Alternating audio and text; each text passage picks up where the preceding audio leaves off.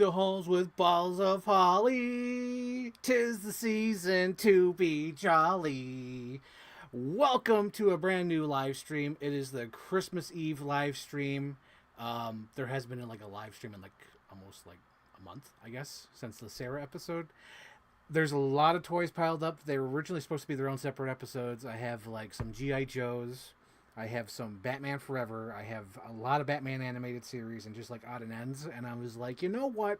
I'm just going to wrap up the year, open everything, and just start fresh for next year. We have a hello, Jamie Lopez. Hello. And welcome. And we have Captain Iron Dog. We got a show on here. Captain Iron Dog, I want to show you something. There was a sale on the New Era website, and I ordered both of them because I was like, I gotta get them. They had the Batman and Robin hat. Hang on, let me put some light on the subject. Batman and Robin hat, and it's got there, and then spoiler alert, but I also got the Batman Forever hat, and they were on sale at the New Era. I was like, I gotta get those. Hello, Will. Hello. Welcome. Wow, there's a lot more people than I thought there would be for the Christmas live stream. I'm going to see how long I can go with these. I'm guessing not that long at all. I got this Grinch hat, like this blanket thing, a month ago, and I'm going to do that for the Christmas episode. So that's what I'm doing. But like I said, originally this was all going to be its own episode for each thing, but I was like, you know what? Just do it all and just start refresh next year. Start fresh, and it'll be great. We'll fix it up there, and we bring it back here. Also, I just wanted to mention before I really get started, there's two things. First things first, I got my own cookie. Cookie has been going viral on Twitter and social media, and the minute I saw Cookie, I was like, I got to order my own cookie. And luckily, I got it in before it sold out. I went through eBay, and it was kind of not that many cookies on eBay, so I got my own cookie. And he came with his bigger brother, Nutmeg. So that's cool. So I got Cookie and Nutmeg. Great holiday spirit. Captain Iron Dog. What does he say? I don't wear hats often, but I got to support these movies. Exactly. I've been seeing that Cookie all over my timeline. It's probably me. I retweet Cookie all the time. Cookie is the season to be jolly. Let's see. Another thing I want to mention, because I just said two things I wanted to mention. So the second thing is, I want to thank you, Stuart, for this. I'd open it up, but the paper is really fragile. But so Stuart got me a bus stop sized Die Hard with a Vengeance poster, French, with Samuel Jackson on it, and it's huge. When I opened this up, I was like, oh, it's a poster, and then it kept unraveling. I'm like, okay, I can't unravel this whole thing, because if I unraveled the whole thing, the freaking poster would probably be as big as my living room floor, and I was like, oh god. So thank you, Stuart. For those who don't know, Stuart is my friend. I was going to say was, oh my god. He is my friend. He got me a cool birthday gift, and then we also did the show pilot, and we've been wanting to do a Back to the Future one. I haven't really gotten back to him about that, because he says, I gotta watch them all, and I gotta watch behind the scenes. I'm like, okay, Stuart, okay. But thank you, Stuart, for this poster. It's huge. And I'm I would unravel it, but seriously, it's it'd be bigger than the screen. So thank you, Stuart. But yeah, I just wanted to mention that. And thank you, Stuart. Thank you. Let's see. What do we go with? Hello, Jordan. Merry Christmas. What do we start with? Oh, okay. I guess we'll start with this bag. There's a bag. So I went to Savers. Savers is like a Goodwill, not flea market, but a Goodwill secondhand store kind of thing. So I went to Savers, and they had a whole stack of these. These are hard binder things, and I'm like, oh my god, the Lost World, Jurassic Park. That's so cool.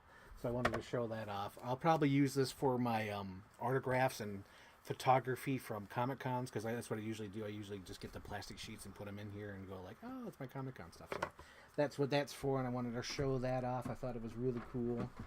And then what else we got? What else we got? Oh my gosh. Okay, so another reason why I just want to do the whole thing, like unbox every goddamn thing, is because I want to move on with organizing my action figures. So I got this. This is the Prince Adam and Gringer from He-Man Masters of the Universe. This is the cartoon collection. I got this because it's in the Waxinator YouTube poop. The Cosby Comet. And he's like, oh, they're great. Oh, he just subscribed. Thank you for subscribing, Jordan Lopez. Thank you. It is a cool binder. I love that whole aesthetic of the Lost World in the 90s. It's so cool. So let's show a close-up of that. Yeah. I love the whole aesthetic, what they did back then. But yeah, as I was saying, I want to open these up just because, like, oh, that's a cool box. It's okay. I'm going to open it. Fuck it. So we got this. But yeah, I want to start organizing my shelves because I have the YouTube poop shelf I'm trying to work on. And right now I'm trying to decide. So I was finally responsible and I paid off my bill. But as I paid off my bill, I checked Big Bad Toy Store. And I noticed the Robert Pattinson Hot Toy, the one I've been wanting and saying that I want to get. And the reason why Luke got me that big giant Batmobile car, I was like, Hot Toy, like, do I get it or do I stay responsible? I don't know. So I'm kind of leaning towards stay responsible, but like I've been, saying I want that and I got the car and it's like maybe I should get it, but I don't know. I'm still thinking about it. And the fact that I'm still thinking about it makes me think like maybe you shouldn't get it. Like maybe it's a sign. Because like if you were 100% on getting it, you should have got it. You know what I mean? So I don't know. I'm still thinking about it. Oh. That's the other reason why I should probably... I'll take one of these gloves off. Because I don't want to cut off the hair. A little off the top. But yeah, I've been thinking about getting the Robert Pattinson Hot Toy. Just because I have the car. That's the reason why I wanted to get the big giant car. Because it's his scale. But the problem is I wouldn't know where to display him. Because originally he was supposed to go here, but then McFarlane did all these cool Batman toys, so now this is like my Batman shrine. But like, do I move that over there and move those guys elsewhere? I don't know. I've been thinking about it though. Like, it would be this section, like moved, and then that would have to move, and they would just have to like kitty corner or something. I don't know. I'd have to find like different shelves. But I'm thinking about it. But yeah. Gringer. So how are you guys' holiday so far? Is everything good?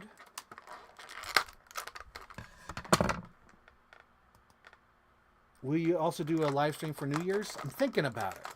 I don't know what I talk about, but I'm thinking about it. I did one last year with my friend Luke. But like I had like subjects and stuff to talk about. Like this year I don't really have nothing. That's the reason why I kind of took a break from live streaming, because I'm like, I'm running out of things to talk about. Like, I don't know what to talk about anymore, because I used to do them like every week, but then I just started thinking like, do I have much to say? Do I have subjects to talk about? And it's like I do, but I don't. Like watching the Batman animated series was like fresh in my mind at that time, but I wanted to save it for Anthony. And then when I was with Anthony, I mostly said what I wanted to say. Although, here's the thing. Okay, so the Batman Anthony videos are really good. Like, I think they're good. Nothing on Anthony's fault, but it was my fault. Because when I watched back, when I was editing it, I was like, oh, I'm that guy. Like all my stuff was just retellings of the episodes and what I liked about the episodes. I didn't feel like I was specific enough. Like Anthony, he hit it out of the park. Like I feel like he was ready. I felt like I wasn't ready though when I was watching it back and editing. I was like, ooh, I'm just saying what I liked about the episode. I didn't really go into depth. But yeah, it's not Anthony's fault. He's fine. He's great. It's just I felt like I wasn't my best in those videos, and I was like, damn.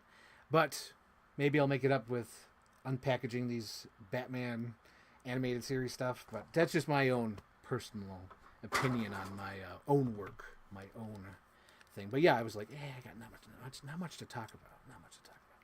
So we have, his arm just came off. And it's not supposed to. Damn, that kind of sucks. I guess I'll just glue it or just maybe push it back. Okay, so he's kind of fine. Ooh. I might have to glue it. So I don't know how to explain it, but like it looks like this part wasn't glued or put together right. Like it feels like that was supposed to be glued onto this, and it's not. And like it clicks in, but like it just falls right out. That kind of sucks. That sucks. But here's Gringer the Great. Hang on. What's going on with the light? Maybe I gotta direct it more over here. There we go. Gringer. Yeah, he's got a loose leg. I like the cartoon look. You know what I was thinking? I was almost going to cheat. Because I was like, you know what? I have a regular He-Man. Because He-Man, when he sold out on Big Bad Toy Store. So I was like, oh, I wonder if I could just take this like Prince Adam head, focus. Just take this Prince Adam head and put it on the other He-Man. But then I noticed that the chest thing is more cartoonish on the cartoon version. And also I think it's like a sort of lighter skin color. Like the regular He-Man's like really tanned. And the Prince Adam version is like lighter skinned. And it goes for his He-Man or cartoon version too. But yeah, the reason why I wanted to get this is because of that YouTube poop. I'm making like a YouTube poop shelf. So on the YouTube poop shelf, I have my Mario figures from the Mario movie. And then I have Scooby-Doo. And I have Skeletor and Tila. Like basically everyone with the thing. Let's see. Just got off work, going to be with my family tomorrow. Oh, nice. Yep. I gotta go. I hope this gets more views and likes and that gives me more subscribers. So Merry Christmas. Oh, thank you. Yeah. Oh yeah, that's the other thing I realized too. So I've been really trying to build, I want my TV now. I've been really trying to build that. And then I realized like I get like the same amount of views on Chief Brody Rules. And if not more views, like the Sarah videos get like way more views on Chief Brody Rules. Whether if they're watching or not, that to me is still better than I Want My TV Now. Which made me just think like, oh my God, Chief Brody Rules can be like anything. Chief Brody Rules could be my YouTube poops, my trailer mashups, my music videos. It could be my vlogs. Who fucking cares? Chief Brody Rules can be anything because it just cracks me up now. Because I'm like, oh man, I tried so hard to build the I Want My TV Now, but like it's getting the same amount of views on Chief Brody Rules. I'm like, damn. So in 2020, or what year were you going? 25? In 2025, I might just stick with Chief Brody Rules. The only reason why I'm streaming on all the channels all at once is just because I have StreamYard and it allows me to stream on all these things. Because I used to use it on Facebook, but on Facebook you need over 50 subscribers or 50 likes or maybe 100 likes. It's something ridiculous where it's like I can't hit that number on my own. So like there's that, and you can only do that. And then like on Twitter, it used to stream on Twitter for free, but now like you need to be subscribed to Twitter for like the $20 a month. I'm like, well, I'm not doing that. I'm not doing that for Twitter. I hardly got any views on Twitter, so I was just like, So that's why I've been streaming on all these. But as I'm streaming on all these, I'm realizing like, oh, Chief Brody Rules literally can be anything. It doesn't matter. Who cares, And then like I've been trying to keep them separate too. So like if the toy views, like the toy vlogs like go over 100, I keep them listed on Chief Brody Rules, but if they don't hit over 100, I usually just leave the one on I Want My TV Now. So that's what I've been kind of doing. I don't know. I'm kind of making it up as I go along. But moving on. So we got Prince Adam, Gringer. They do have alternate heads. This Gringer's alternate head. Great. And then this one is, I'm guessing, supposed to be like the, and oh my God, do I try all the time. What's that song? What's going on? Why is the light like this? Okay, maybe it's because this one is not directly pointed this way. That could be it. There we go. That's so weird. Like, it like focuses on my hand, but not on the face. Why is that? After a year or two of doing this, I still am trying to figure it out. That's funny. So here's the next one. This one I had to order through eBay. Paid a little bit more for it, but I needed this for my collection because I literally have like all the characters except him. I have Man in Arms. I have everybody, but I don't have that. Noctis! Hello! Merry Christmas. Thank you, Noctis. Thank you, thank you. So yeah, I have the He-Man. So it says, modernizing and celebrating the original 80s Masters of the Universe animated series. Includes swords of ancients, twisted into powerful battle positions. That's hilarious. He doesn't have any accessories or anything. He just move him into battle positions. Of course, he comes with a comic book.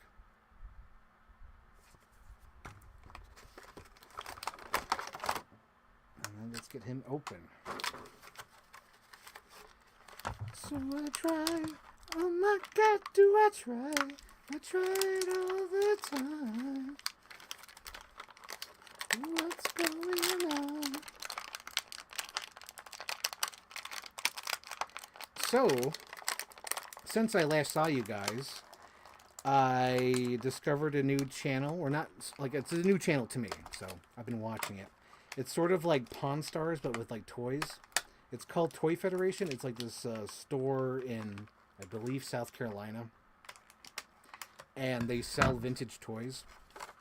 And all these people, you know, from across the country, even the world, stop in the show, his toy show. Well, not toy show, but his toy shop. And they try to sell their toys for either cash or store credit. And it's, like, really interesting. And it made me realize after watching the show that it's not really the figures that cost a lot. Like, you know, Star Wars figures, like, some of them cost a lot. But it's mostly the accessories. I noticed costs a lot. Like, that's where the real money is. So if you have, like, vintage toys that have the accessories still intact and not broken, that's where the money is. And if it's a toy that's white and not yellowed, that's where the money is. It's mostly the little items, because those little items can go to $50 to $70. But meanwhile, your Star Wars figure is like $10 or $30. The real money is in the accessories. And I was like, ooh, that's cool. That's cool. So here's He-Man. That's so great. I just keep thinking of that stupid YouTube poop. Oh my God. Oh yeah, and apparently YouTube poop has turned 20 years old. So the first YouTube poop came out 20 years ago. That's wild. And here he is with his sword. 100 bad guys with swords. Yeah, see that chest thing?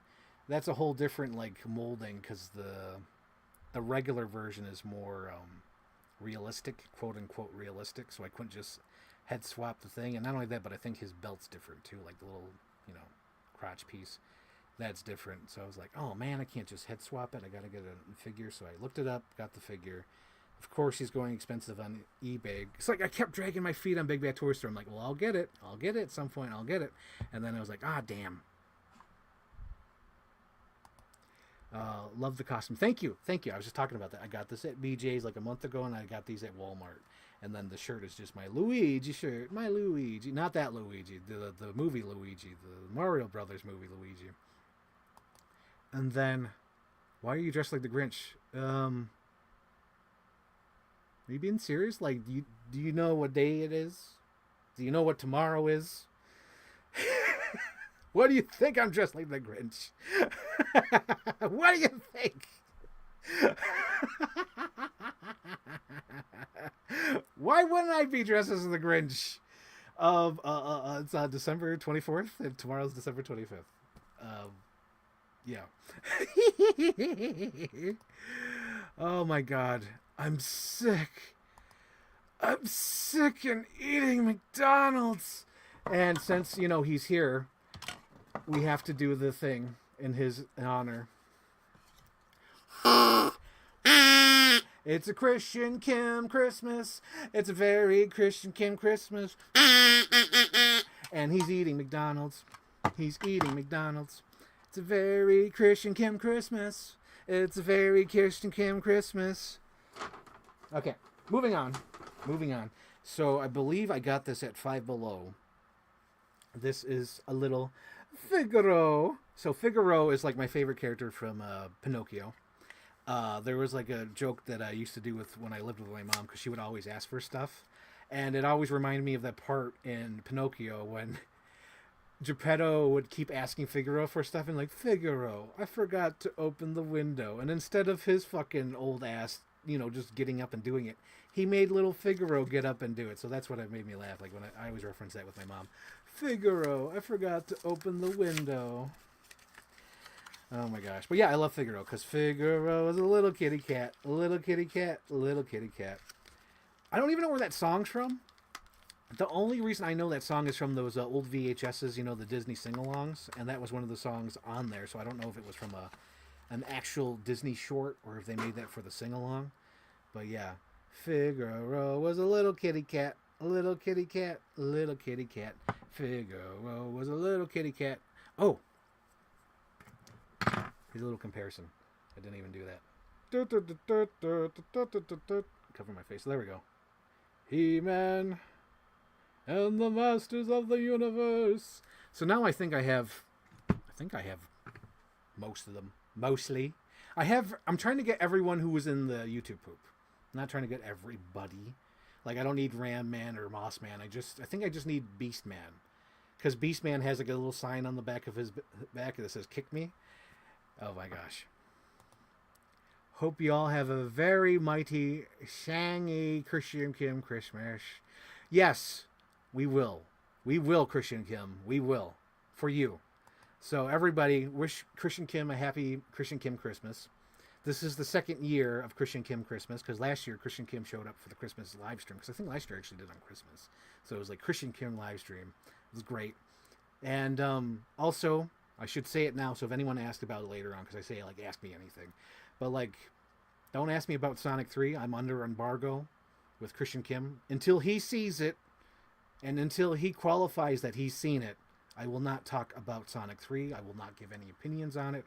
I will not talk about it. If you want to hear my opinions, please follow Robert Beef on Twitter, where they completely are trying to walk the fucking line and not spoil the movie. But, like, I'm pretty much in line with their opinion on Sonic 3. But it just cracks me up because they're like, I'm not giving spoilers, but they're on the fucking threshold. They're, like, bursting. They're bursting to talk about the movie, and I'm not going to do that. I'm not going to do that with Christian Kim. Christian Kim specifically sent me the video of Shadow telling me not to spoil the movie, and I'm going to take that to heart. I'm going to take it right here. So I will not spoil Sonic 3 at all. Won't talk about it. Won't even say if I liked it or hated it. Yep. Happy Kim Christmas. I hope I get sleep tonight and Crayola Pokemon art set tomorrow. I love to draw. Oh my gosh, you love to draw. I like to draw, but I always get like, I always get like, drawing depresses me. Even though I can do it, it depresses me.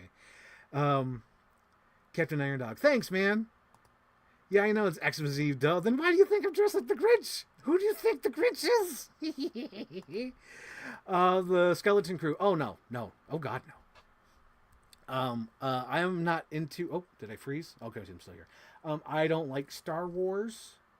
At some point I got to do a live stream where I just talk about Star Wars, but just to quickly go over it, because I know everybody here else knows about my opinion about Star Wars, but it's like I like the original trilogy, but I like the behind the scenes more. Like I like the making of Star Wars more, because there was so much luck and coincidence and just like creativity, and nobody knew what they were making, and it's fun. Like somehow George Lucas like got the toy rights, and nobody was like, yeah, go ahead, have the toy rights, and they just gave it to him.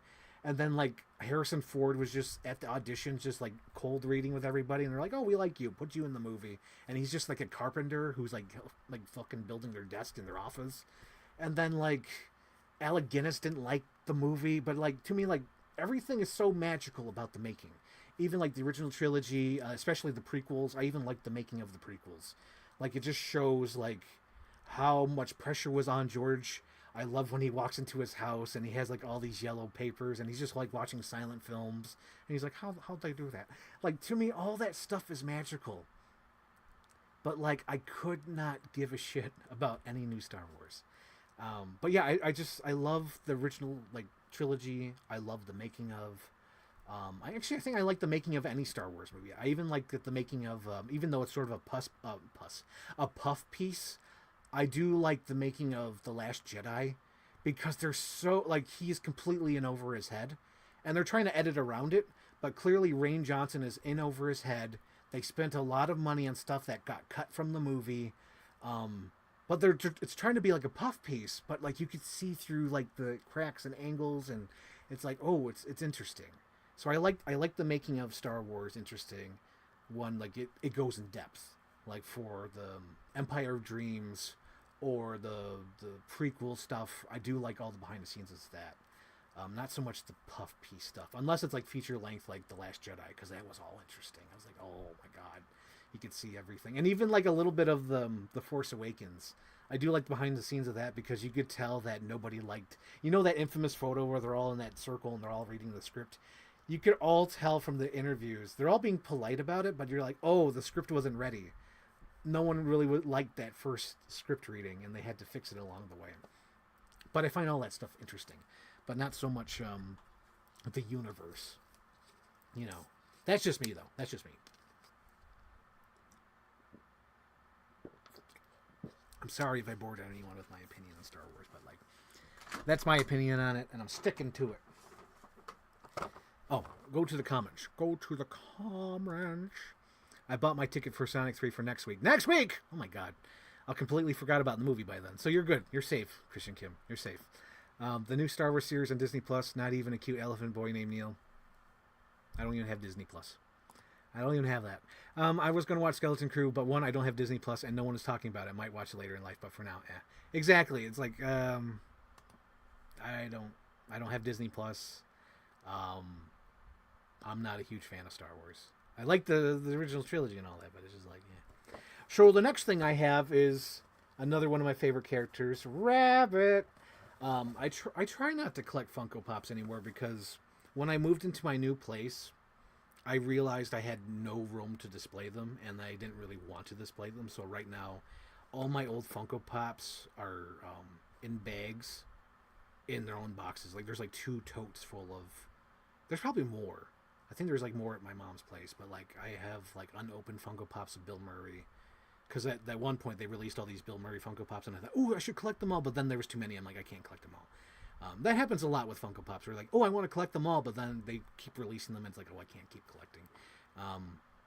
But yeah, I would buy all my favorite characters of Funko Pops, and after a while I just stopped, because especially when I got to my new place, because I'm like, I'd rather display figures and stuff rather than Funko Pops. So there's like an occasional Funko Pop. Like I have Snoopy, I have Garfield, I have Tom and Jerry, I have Mr. Toad and Ichabod Crane in my living room. And this one, since I like Rabbit, I'm not going to get all of them. It's like I don't need a Piglet. I kind of want Tigger. I'm not going to lie, I kind of want Tigger. But yeah, because let me show you back. Like I do like that Tigger design, but like I don't need any of those. I just want Rabbit. Rabbit is one of my favorite characters. Always has been, especially from the Pooh's Grand Adventure. I love him in Pooh's Grand Adventure. Yes, the artichoke in the back. What do you want? It's not even in the book. It's not even on the map. But yeah, there's Rabbit. He budged. He binged. He budged. Today's the day. But yeah, I love Rabbit. Rabbit. He's great. Let's see. What else? Okay, we finished that bag. What are next? Oh, I guess I could open this up. Get rid of this. So, I went to Ollie's. Ollie's usually has, like, older figures that, that's been sitting in a warehouse, and they try to sell them at, like, cheap prices. So I got this just because I made a custom, and I popped her head off for the custom. So I had a figure without the head. So now I bought this, and I was like, oh, good. I could get the figure again, and I have the whole body now. So that's the reason why I got this. Just because I have a figure without a body, and then I did a custom.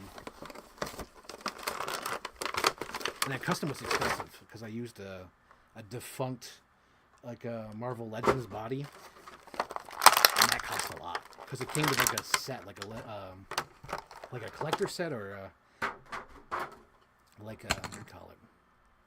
Maybe a Comic-Con exclusive set or something. It was like a box set, and that figure came in that, so that already raised the price. And then I was like, oh, I need that body because I want to put the Agent Carter head on her. So now I have Agent Carter back. Agent Carter. Come on. There we go. Focus on Agent Carter. Yeah, she's only $10. Not bad. kind of, I wish they were all $10 like originally, but you know, it is what it is. It is what it is. Okay, what are next? God, we got tons of toys today, guys. We got tons of toys. I kind of don't want to open that because there's a lot of little pieces. I don't want to open those yet.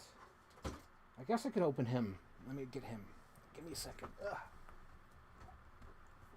All right. So this is another one from Ollie's. This is the Cat Mario. I thought this was cute. I think these are like $20 at Target. So when I saw this at Ollie's for $10, I'm like, hot damn, I'll get that. I get that. So I had to get this just because I love that scene in the movie. Oh, and that's the other thing I learned about these toy channels, because I subscribe to Toy Federation. I was talking about that. There's Toy Federation and another guy, Valve Universe. He's the guy who created the Action Force toy line. So he has his own YouTube channel. Not only advertises his toys, but he goes to toy stores and talks about his history of making toys. And he would always talk about the cross sale. These toys don't have any cross sale. Like, they don't show the other toys. They just show this toy. But this one does show the toy, which is cool. Because a lot of them show like a digital 3D layout. It's weird stuff. But I highly recommend those YouTube channels. That's what I've been watching recently. The Valve Universe. He has his YouTube channel, and then there's the Toy Federation. Oh, not only that, but Toy Federation has their own podcast. They have a podcast channel too. So I've been listening to them. Ooh, I like the articulation. Last year, I think, I did a whole review on the Mario Brothers toys. And this has like similar articulation, of course. But I like how it looks. They like to kind of hide the joints behind like all the details. So I like that. It's really nice. I like the details of the fur. The boots with the fur. And I do like the eyes. They kind of move with you. It's kind of cool. Because they have like a little glass film, so it kind of goes like, you know. It looks like it's moving with it. So that's cool. Yeah, but I like his little kitty cat outfit. That's cute. Yeah, I like his articulation. It's so awesome. Dude, if they had, like, because I'm looking at his articulation and his little fuzzy outfit, that'd be so cool if they had, like, little Winnie the Pooh toys. They had, like, this kind of articulation. That'd be great. That'd be swell. But yeah, so the first toy line, I think, really did really well for the Mario Brothers movie, and I think the second one didn't do that great. It was, like, this with, like, Princess Peach in her bike outfit. I think the blue guy with the glasses, the Fred Armisen character. I don't even know the character's name in the movie. I just know it's read by Fred Armisen.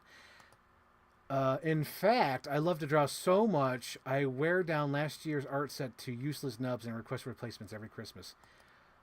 Same. Like, every year I get new markers because all my green and red ones run out. But this year I didn't do any Christmas cards. I'm great. I'm kind of happy that I didn't do them this year, because I don't know. Like, I feel like if I did them this year, I'd be doing it for the wrong reason. Because this year, when I started doing them, I drew probably about, like, let's say about 8. I'm guessing about 8 cards. Could have been 6, but about 8. And as I was drawing them, I was like, I think I'm doing it for the wrong reason this year. Usually I do it for good reasons, but this year I felt like internally I was doing it for a wrong reason. So I was like, if I'm not feeling it inside, I better not force myself to do it. So I didn't do it this year. But normally I draw like tons of Christmas cards and send them out. I usually do about 60. But this year it's just like I didn't feel it inside. And I was like, if I'm not feeling it inside, I probably shouldn't do it. Don't force myself to do something I shouldn't do or want to do. And I just felt like I was doing it for the wrong reasons. Because it should be out of good. Like, I want to do this for good, you know. But like as I started doing it, I was like, I was like antagonizing myself in my head. I was like, you know what? If I'm thinking this, it's not a good way to start. So I just chose not to do it. But I ended up doing one for Anthony and one for Ray just because they got a package this year. I think they'll be getting it Friday. And then I also did one for Mia because she asked about one. And I'm going to do one for Andy because he asked for one. But they're like not really like hand-drawn cards. Those ones are just like, because I even tried to do like bot cards. I bought cards that had the red door, and I was like, oh, I'm just going to put like the Nightmare on Elm Street address on it and put some claw marks on it. So that's what me and Andy are getting. They're just getting that. It's like the Freddy Krueger card with the door on it. It's just like, yeah, wasn't feeling it. And this is the moving on. This is the accessory that the Mario cat comes with. That's cool. And it's solid plastic. You think it'd be like hollow, but like that's a big chunk of plastic. You could use that as a weapon. Okay, what are next? What are next? What are next? Oh my god, there's so many toys. Oh, I'm just realizing that now because I realized that's a whole stack of Batman animated series, and I got these at Batman, and then I got Batman Forever. Oh my gosh. Okay, we'll keep moving. Oh, I got this Murder, She Wrote, NECA, Toonie Terror kind of thing. J.B. Fletcher. J.B. Fletcher. So to explain this, so on YouTube I follow this girl. She is called Pushing Up Roses, and she does a channel where she like reviews Murder, She Wrote. And there's about like 30 episodes she's done so far, and I've been watch those all the time. Like when I'm doing laundry, I put it on as background noise. When sometimes I have trouble sleeping, I put on Murder, She Wrote reviews. And they're so fun to listen to. I love her channel. Again, Pushing Up Roses. She's fantastic. I've never watched the show, but I've watched her reviews where she just goes through the episode and tells you what happened. And I love it, and I became a fan of her show. So this like sort of represents Pushing Up Roses. I was just going to rip into this, but I forgot that these come with background, so I have to be like really careful how I open it. But yeah, I love Pushing Up Roses. She also does like reviews of bad movies or like cheesy movies. Like she reviewed the sexy Frosty movie that just came out this year. She reviewed Clue. She reviews like mystery games. She reviewed some X-Files episodes, some X-Files the game, the computer game from like the 90s. But yeah, she's got a great channel. They're not, I don't think they're reviews. It's more like she tells you what happens in the episode and then gives like a little opinion of what she thought of it. Because either the episode is like requested from online, like people online told me to talk about this episode. I'm going to talk about this episode. So it's really fun. Check it out. I love her channel. Again, her channel is called Pushing Up Roses. Fantastic channel. But yeah, I became a fan of Murder, She Wrote. It seems like a fun TV show. Oh, I like what they did here. So they put the little stand to the side. They didn't put it underneath like they normally do. They put it to the side, which I kind of like. It's pretty cool. It's hidden by the bottom piece, which is great. I like that. Oh, God, these Grinch gloves. These Grinch gloves.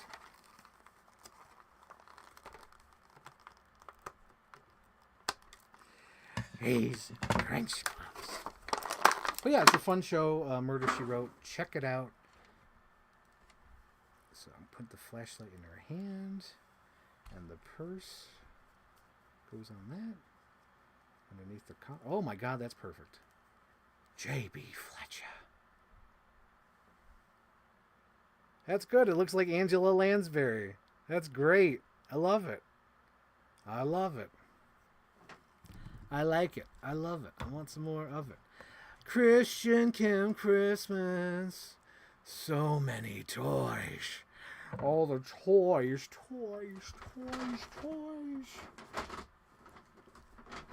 What is it? Oh my God. I completely forgot I bought this. It's been sitting around for so long. Isn't this funny, guys? This is great. Are we ever going to get that third Spider-Verse movie? Especially after what that creep's been doing? Man. Oh, man. I don't know what's up with that guy. Oh, man. Like, do you guys know about that? Like what he's been doing? Like, the minute after Haley Steinfeld, announced her engagement, like 2 minutes later, he was like, oh, man, I gotta keep trying, I gotta do this, I gotta reach for the stars, and everyone's like, dude, come on, man. And he says, no, it's just a coincidence, I swear. I'm like, yeah, right. Yeah, right. Oh, and that was the other thing I learned about the toy guy, because I was just looking at this. So this is like a wraparound.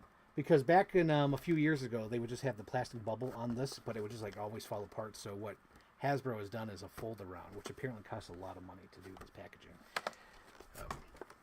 Because the guy was like, I don't know why they do this. It costs so much money just to do the wraparound. It costs more money to do that. And like, oh my God, it's so fun to hear like the behind the scenes of toys. Yeah. Yeah, dude, he's being so weird. Like, I didn't even know about the second story because I just saw him like delete his Instagram. You know, I saw that first, like, the actor, you know, deleted his Instagram and Twitter. I was like, oh, really? Over the Haley Steinfeld thing? But then he did something completely weird. Like, he put a video out of like him on like the red carpet with the, I guess, the MJ actress from Homecoming, and he's like, I got my MJ. And apparently she was like, hey, take that video down. And he like didn't. So then she went on her Instagram and said, hey, dude, you're a fucking creep. Stop it. You're a fucking creep. And then like he took down the video and like deleted all his social media. I was like, oh my God, what a weirdo. That's weird. Like there's just like no justification in that. Like if a girl tells you to take it down or something, like you do it. It's like, don't do that. Like everything he's doing, he shouldn't be doing. Like, he shouldn't have said the thing about Haley Steinfeld immediately after she got engaged. Oh, this is weird. Weird man. I do like this figure, though. It's probably just a repaint. Oh my God, is it just a repaint? Dude. Okay, so I have the girl up there, but she's, like, wrapped around in wire because I have her look like she's swinging. But, like, I think it's just the same figure. It's just, like, a different face. But I think the hair is the same, which is hilarious. But, yeah, I love the Gwen Stacy figures.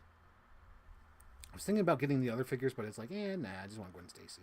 Fuck it. Just Gwen Stacy. I do like, oh, my God, I do like the pinless. She's got, like, pinless joints, pinless knees. That's cool. I like the pinless stuff.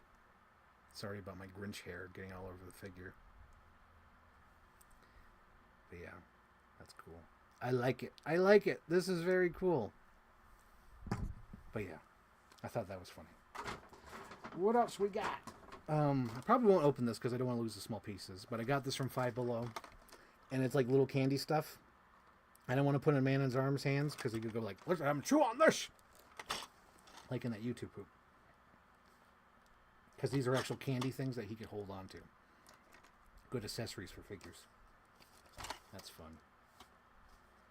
Yeah, they had more of these at Five Below, but I can't do it. I can't get them all. I'm just gonna get this one because I almost got them all. Like I almost did. I was like, nah, I can't do it. So I won't open that one here, and this one I don't think I'll open either. Oh shit! I got that. Oh my god. I won't open this on the live stream just because I don't want to lose pieces. But I got the Friday the 13th accessory set from NECA. This is the one that you had like the pre-order and they'll make it for you, like made to order. So this comes with the Camp Crystal Lake sign. It comes with his little brick stand.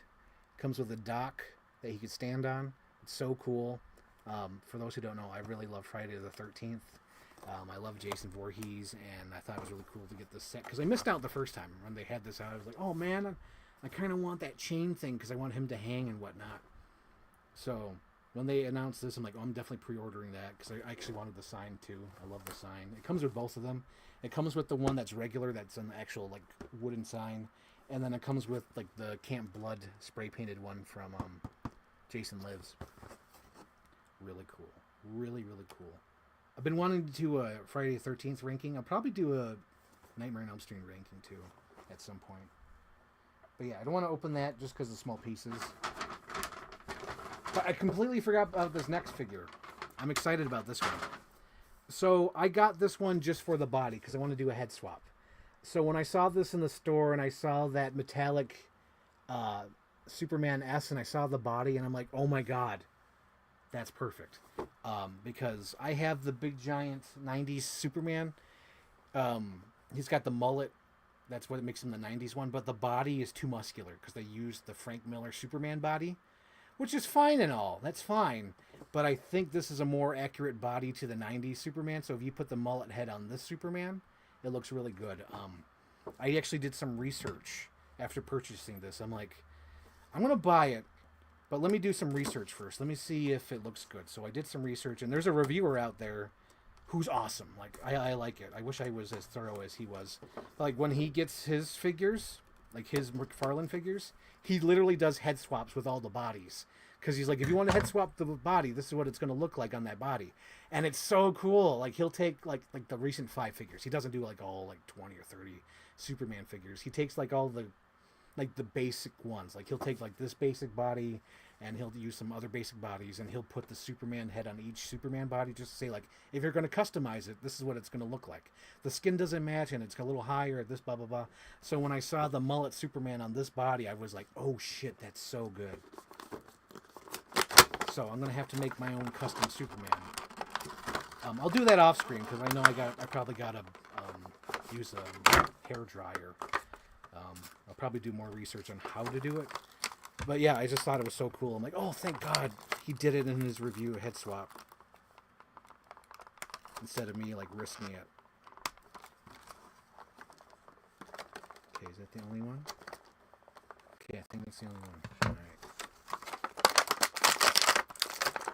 Yeah, I like this guy because he comes with the cloth cape, the metallic S, and it's like a smaller body. I think this is like the regular Superman body they've used on several different Supermans.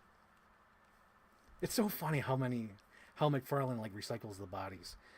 But yeah, this is so cool. This is the Superman, and dude, replacing that head with the mullet one, I think that's going to be perfect. I think it's going to be perfect. Yeah, I just think it works better. Oh my God. My Grinch hair got stuck in his joints. That's hilarious. The only problem is he has like a single joint. I guess this must have been one of the earlier bodies. He just has like a single, articulation for the elbow, but that's fine. It's just going on display anyway. So I'll take that, take his head off.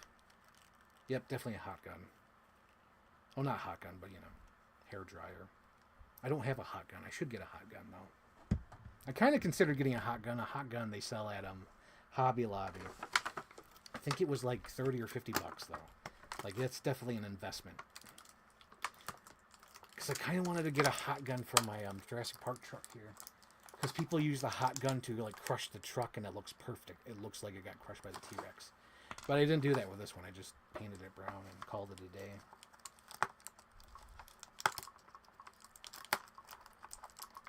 Oh yeah, speaking of Superman, oh my gosh.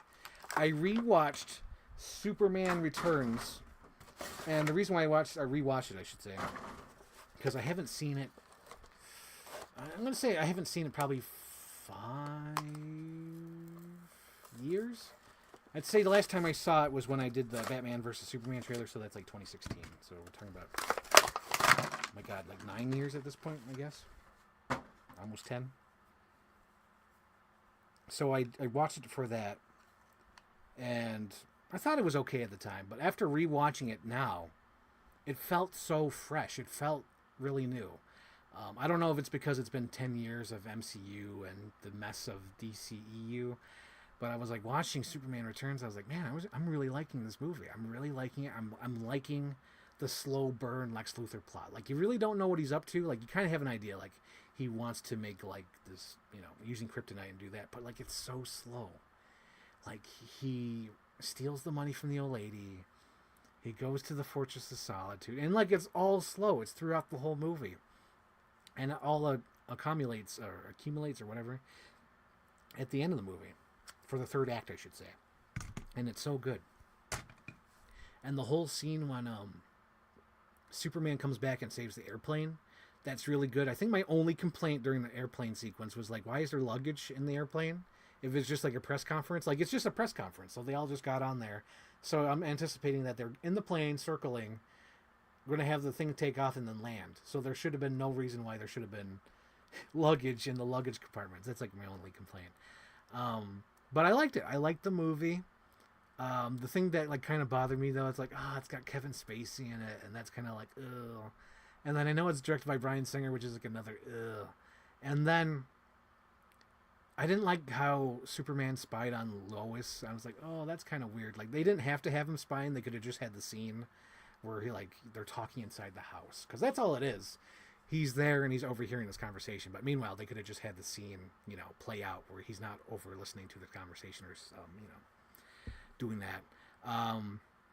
What else did I like? I like the color temperature. I know I usually complained about that, but like I really like the color temperature of it. It had its own unique feel, and I just felt like it took a lot of risk, because I was thinking like, man, it's kind of like a risk to just continue the series with a whole different cast, but like you're continuing what happened in the previous 2 movies.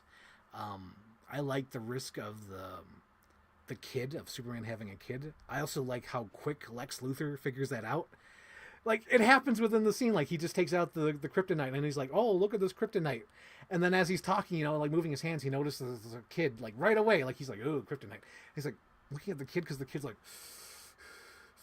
and it's so good. And he's like, "Oh shit, you're Superman's son." I love that. He learned that so quick. And then like as I was watching the movie, I was doing that thing like, okay, so if I were to hire someone who's not Kevin Spacey, who would I get for this movie? And I was kind of thinking Bill Murray. Like if you have like Rushmore, Bill Murray, like freaking Scrooged, Bill Murray as Lex Luthor, I think it could have worked.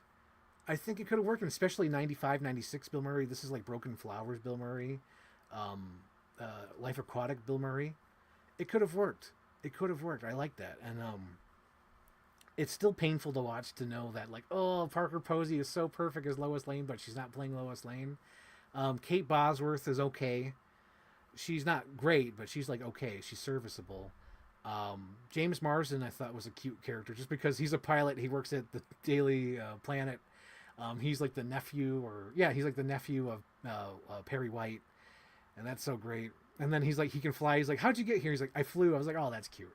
That's fun. And then I literally cried the whole time when Superman is like getting his ass kicked by like Lex Luthor, because I'm like, oh my god, he's just a good guy. Like this Superman is a good man. Like I liked all the like. I should say this. Like I liked how they had not over the top action sequences throughout the whole movie. I think like the only over the top sequences are like at the end when he lifts up the planet, and then when he stops the plane. Like those are two big sequences. But I like all the other action sequences are pretty. They're big, but they're like level headed. Like the fire goes through the subway, but you could easily just do that practical. And then the way he stops it is also practical. I like how he uses his breath. It's very efficient and it shows Case's powers. I do like the sign falling and like he like lifts it up. That was really great. But it's just a fun movie. I like the whole tone of it. It felt very genuine. It felt honest.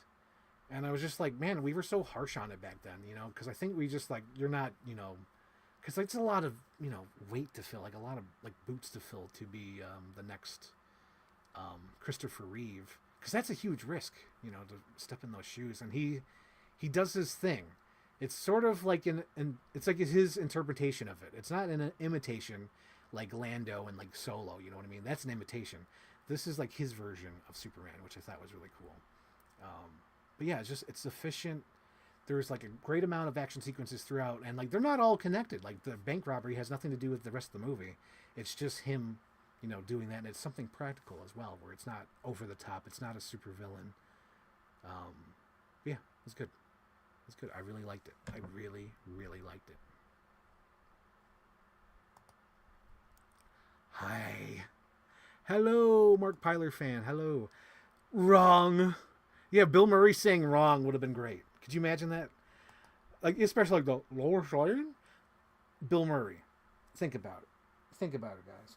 Okay, what are next? I think I'll open this. So, I pre-ordered this like a year ago. I'm pretty sure it was a year ago. I think I even mentioned it in a live stream. I'm like, I pre-ordered this, and it came during like Thanksgiving weekend or something where I wasn't even anticipating it, and I came to my porch and I'm like, what the hell is this? And I opened up the box, and it was this. It was the Shawn Michaels WrestleMania thing. And I know what you're saying. You're probably saying, oh my god, Frank, don't open it. Don't worry. I bought 2 of them. I'm going to open this one. The other one is safely in a box in my my pantry. So let's open this up.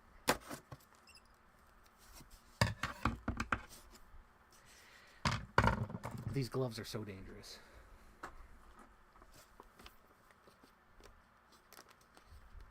Oops.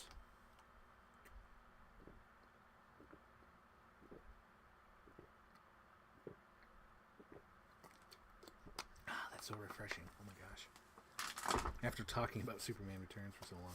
But yeah, it's a good movie. I'd recommend like revisiting it and give it a chance. Maybe it won't work for you, but it worked for me, and I thought it was nice. This is like a lovely movie. Lovely, lovely movie. Oh my gosh. What? He's an Ultimate Edition? Doesn't even say that on there? Oh my gosh. So apparently the Shawn Michaels is an Ultimate Edition, which means he has like more articulation than anything else. So that just made me go, woo, woo, he's got more articulation. I thought this was just like a regular Mattel Elite. He's the super one though. Woo, woo. Hercules, Hercules, Hercules. And the other thing I like about these Ultimate Editions is that you could pop them open and then like easily reseal them. These were made for the collectors. The collectors and all of us.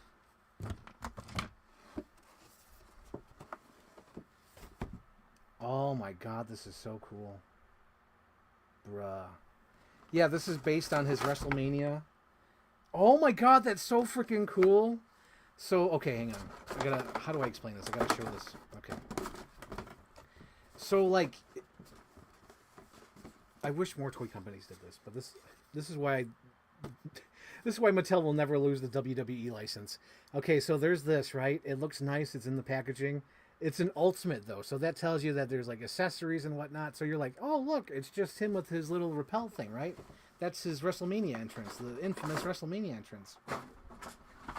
But you see here, you take the figure out, and you got this little hole here, and this lifts out, and that's where the accessories are, behind the thing. He comes with 2 alternate heads, 2 alternate arms, and like a different ponytail. That's cool. I don't think I need to swap those out.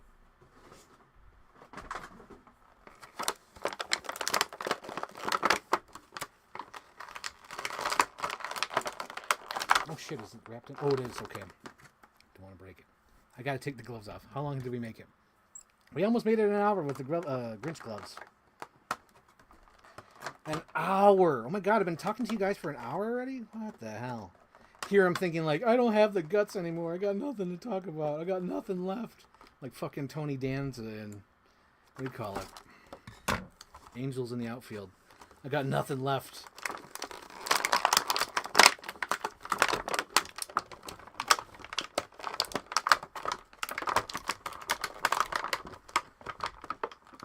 Oh my god. How do you pop that out without breaking it? Hell, I think I can have broke mine. Oh my god.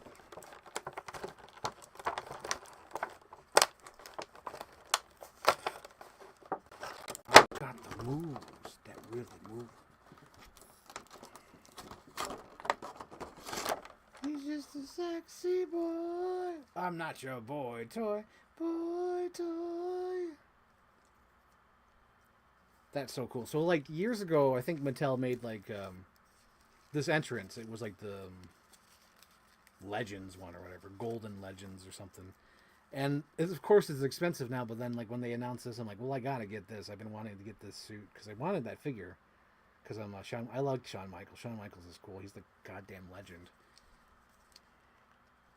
But yeah, this is so cool. And like you can switch out his pony. Oh, there goes the ponytail. Yeah, not a children's toy. Yeah, you could swap out. You could make swap it out so you make it stand like that, or like make it look like he's like flying through the air. That's cool. It's pretty cool. Pretty cool. Oh man, that's so cool. Yeah, I don't want to take his outfit off because that's the whole reason why I got it. So I have no need to like swap out the arms or anything. That's why I didn't even know he was an Ultimate. That's why I find it kind of funny. Like, oh my god, he's an Ultimate. Ah. So I got 2 of them. One to keep in package, not to open. And then I did, before I even, picked this one, I made sure the one that stays in package had the better packaging. Because when Mattel sends it, it's just like loose in the box. So it was just like 2 of them loose in the box, and then this one had like a big giant like dent in the corner. Where is it?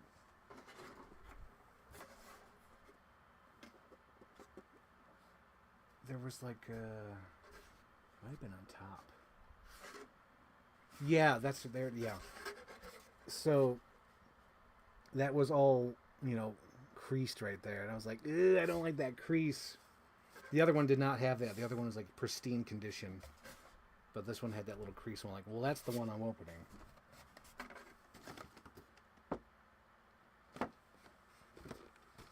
And there he is, the back of the box. Man, Mattel is like, they really do the WWE toys like really great. I know sometimes I wish they could update it, but I'm like, you can't really update it because you got to keep it consistent. So I do like that they, instead of like, because they can't upgrade the figure, but they can upgrade the accessories. So over the years, the accessories have become way better. Like these are like great accessories, like the printed pants. I like the printed pants. I like all the detail in the pants. And then all the detail on his jacket thing. That's really cool. And then this accessory, this random ass accessory. That's so cool. I'm not your boy toy. So I'll probably put him somewhere. I might put him over here with my other ones that are hanging. Or maybe over here. I gotta figure it out. But yeah, that's the reason why I want to get him too, because I want him to hang in the background. I'm not your boy toy.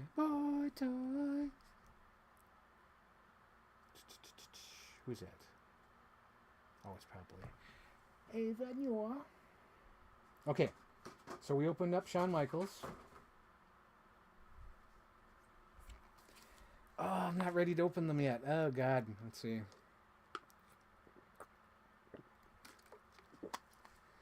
Oh, I'm not ready to open them. There's so many, guys. There's so many fucking toys. Oh, my God.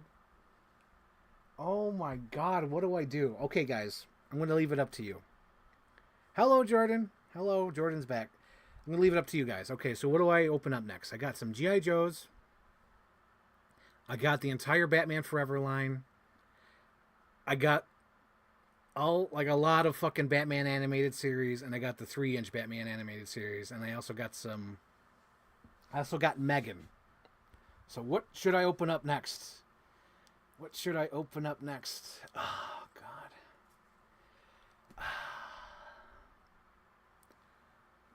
Okay. While you guys are waiting, I'm going to open up Megan. Because Megan's simple. I can open up Megan. G.I. Joe. Okay. So I'll open up G.I. Joe after I open up Megan. So here's Megan. This is the new Megan from NECA. I got this because I love the movie Megan. I thought she was great. I love that the idea that she might be a Terminator 2 situation. So like in Megan 2, the rumor is that it's going to be like Terminator 2 where she'll be the good robot that has to save the girl from the bad robot. I was like, oh shit, I kind of like that idea. I like that idea. It's so stupid, but I'm like, yes, I'm on board.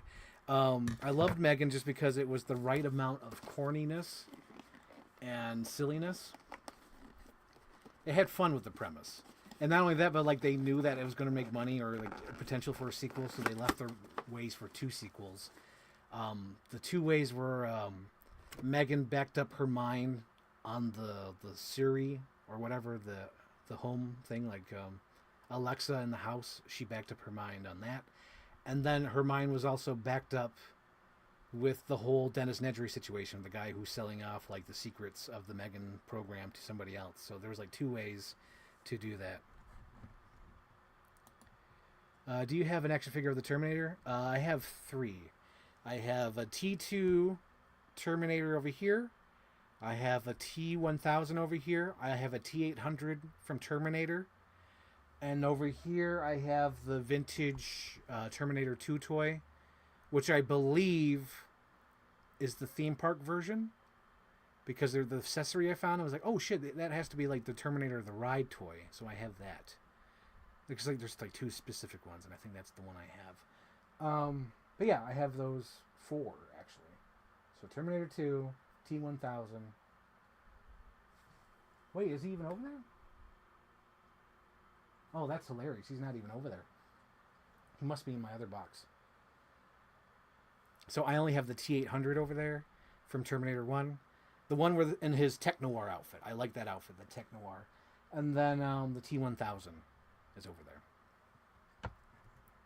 But yeah, I do have some Terminator. Not too many of them, though. But anyway, yeah, I liked Megan. I thought it was a fun movie.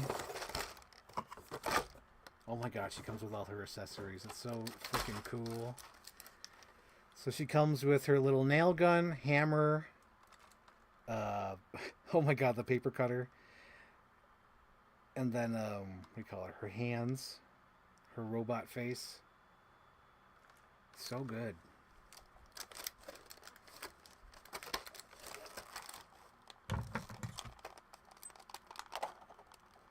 And you know what's so funny, guys? Okay, so whenever I go to Walmart, I always fill up the stuff of, my groceries, the things that I really need, like groceries. And then I have like odd and end items that I want, like DVDs, movies, Blu-rays, action figures, whatever. And for like the last 3 months, I haven't gotten or Megan, I should say, just because she's so damn expensive. Like these NECA figures are like $40, so I have to decide whether like, do I want the movie, or do I want this, or do I want Megan? Do I want to survive another week? So I usually been putting Megan down, but finally, I had enough money to get Megan. I'm like, yes, I get Megan. I know I should be showing off the accessories, but whatever. Fuck it, we got more toys to go through here. There's her nail gun.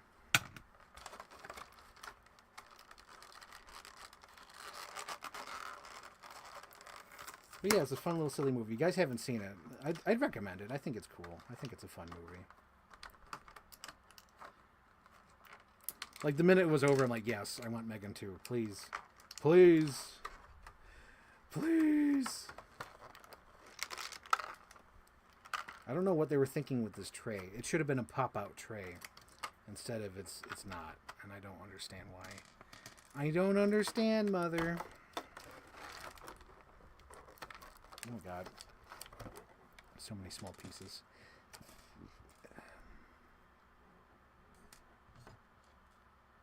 I love that paper cutter. It's so good.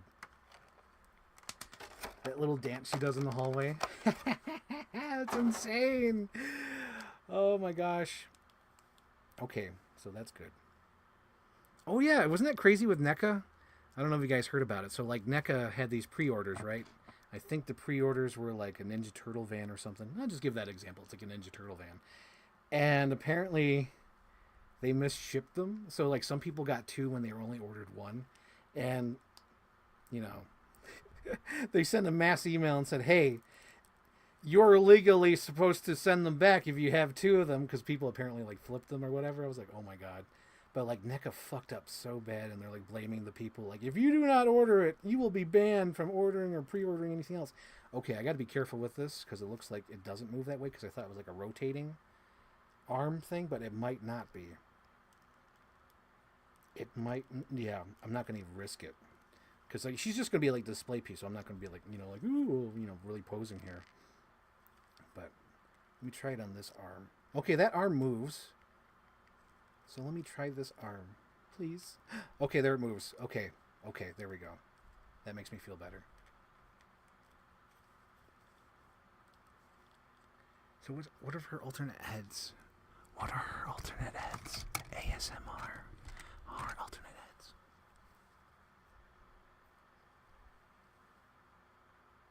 No, I'm going to stick with the head that they gave it. Yeah, I'm going to put her up there on my horror movie shelf. And she'll be up there with the other icons. She'll fit right in. It's great. Yeah, I don't have the other Terminator 2 guy. I thought I did. I thought I squeezed him in. I guess I didn't. Huh. Yeah, it's just the T800 and T1000. I got the tingles. The tingles ASMR. Tingles. Okay, and you said G.I. Joe. Okay, we're going to the G.I. Joes. G.I. Joe. That's another reason why. Like, I've been holding off because I wanted to do like an episode with Anthony. But it's just like, oh, I don't even know how I would theme that episode. Because I wanted to be like, the Anthony made me do it, and then just have us talk about toys. But I was like, I don't know. I don't want to bother Anthony for like an hour unboxing shit. You know what I mean? So I was just like, I'll unbox it now. And these guys have been sitting in my room for like months now. Because I got these like months ago. I'd say like June, July, that long ago. But yeah, I like these figures, and I've been wanting to put them on my shelf. And again, like I said in the beginning episode, I want to put these things away. I want to put them on my shelf. So we'll open up the Scarlet.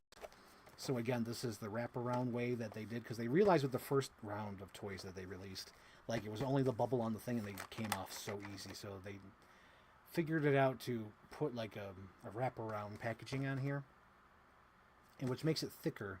So I guess it's better for the collector, but it kind of makes the whole collection inconsistent because like the first one doesn't wrap around or whatever. Also, as someone who opens these are much more difficult to open.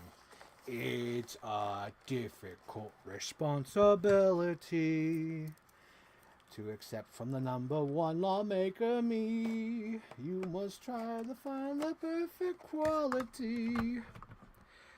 Okay, so hang on. Yes, she does have alternate heads. I should have showed you guys. I'm sorry. I'm just trying to move ahead. Because there's so many toys to open. Yeah. So she has like a default face, because like the one she has on now is sort of like there's sort of like her mouth is open, but this is like the default face, like I'm not dealing with your bullshit. And then this is the damaged face. She does have the damaged face right there. And then she does have like a blank face, and you just swap out like the different robot pieces, but I don't have that right now. I just threw them on my desk, so it's all mixed in. But yeah, she has like little robot eyes and shit. So that's cool. So she has alternate heads. And do you have any other G.I. Joe figures other than the ones I just showed? Yes, I have a whole shelf of G.I. Joes. But it's like my custom G.I. Joes, you know what I mean? Because when I moved in, all my accessories were put in the bin. So I don't know what really goes to what figure. Like, I'd have to Google it, I'd have to do research, but I'm not really interested in doing that because I like how I have it set up. Because my G.I. Joe shelf is set up the way, like, my idea was, what if Michael Bay directed a G.I. Joe movie? What accessories would each guy have? So I have, like, some figures holding up, like, a dog. I have Duke drinking out of a cup that serves world's best boss. I have an Agent of S.H.I.E.L.D. girl who looks like the... Oh, God, I don't know her name. But remember in Dexter that you're just nothing but a mere monkey. And there was that monkey guy, the monkey guy who has that girl who has like the pixie haircut. Whatever that Agent of S.H.I.E.L.D. character is, she has a pixie haircut. She looks like your mere monkey character. And then I have like a Brie Larson character with the Phoebe Bridge from what's her name? Phoebe Indiana Jones' niece. It's that character's body, but with Brie Larson's head, so it looks like she's like a a secret agent. So I have that there. I have Baroness from the motorcycle set. I have Cobra Commander. I have the Baroness from the G.I. Joe movie. I have Scarlet from, what do you call it? The G.I. Joe movie. Or I should say Snake Eyes movie, specifically. Snake Eyes. And then I have the crocodile guy. I have the sexy gold face guy. Yeah, you can tell I'm a huge fan. I know all these characters' names. But yeah, I like the aesthetic of the G.I. Joe characters. So I made them all look like, Michael Bay characters. At some point, probably after I do this, open all these guys up, I'm going to replace some of the figures, add some new things. The thing I want to add... I should have did it. Damn it. So, like, I had an idea. Because I used to have my Harrison Ford over there from Temple of Doom. Because he looked like a James Bond character. So I thought, oh, that's kind of cool. Like, he could be... Because in my head canon, like, when I put the characters over there, I have an idea of, like, if this was a movie, this is who they would be. So, like, I had Harrison Ford over there from Temple of Doom and his Club Obi-Wan outfit. So I had him as, like, a secret agent guy. He, like, works for the United States. He's really cool, but at the third act, you find out that he's the spy. Like, he's the mole who works for Cobra. That was the idea. But then I replaced it because I made my own custom, which I think is still here. There it is, yes. I made my own custom a few weeks ago. So I took that Temple of Doom and put him on an Everett Ross body. I made my own Air Force One president.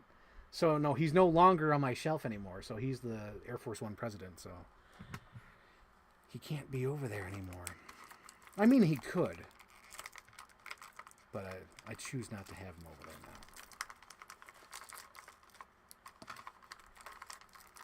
There are so many accessories with this Scarlet.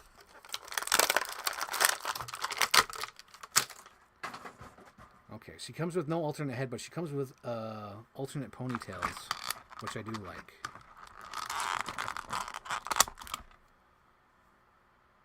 I like the ponytails.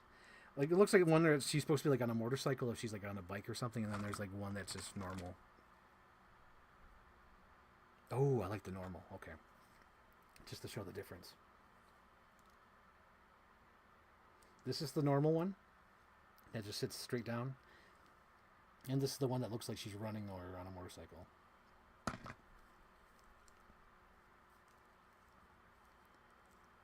That's pretty cool. Yeah, so she'll probably replace the movie Scarlet in the front. I like all her muted colors on this, and I like the pinless joints. It's really cool. So she has all these little arrows, so I'm going to put them in her little sleeve thing, hopefully.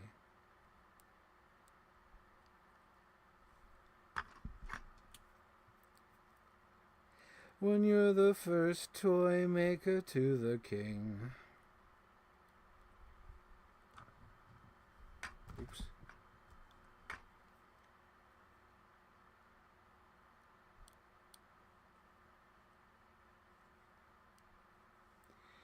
It's a difficult responsibility. Hello, Shane Ford. Hello, Shane of Fools.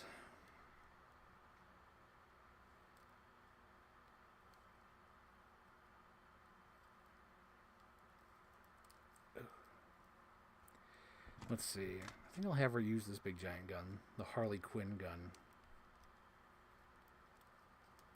Looks more boss.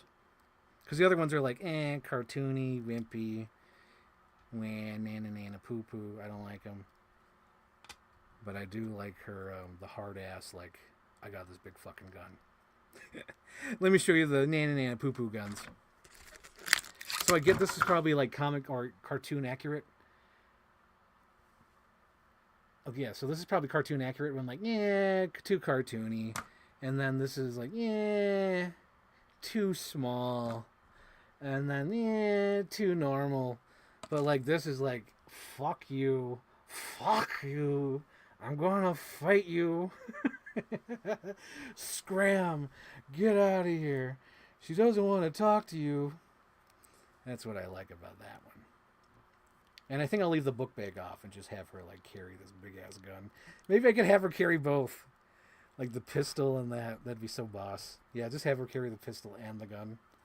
Like she's heavy duty. She's double fisting. She got two guns.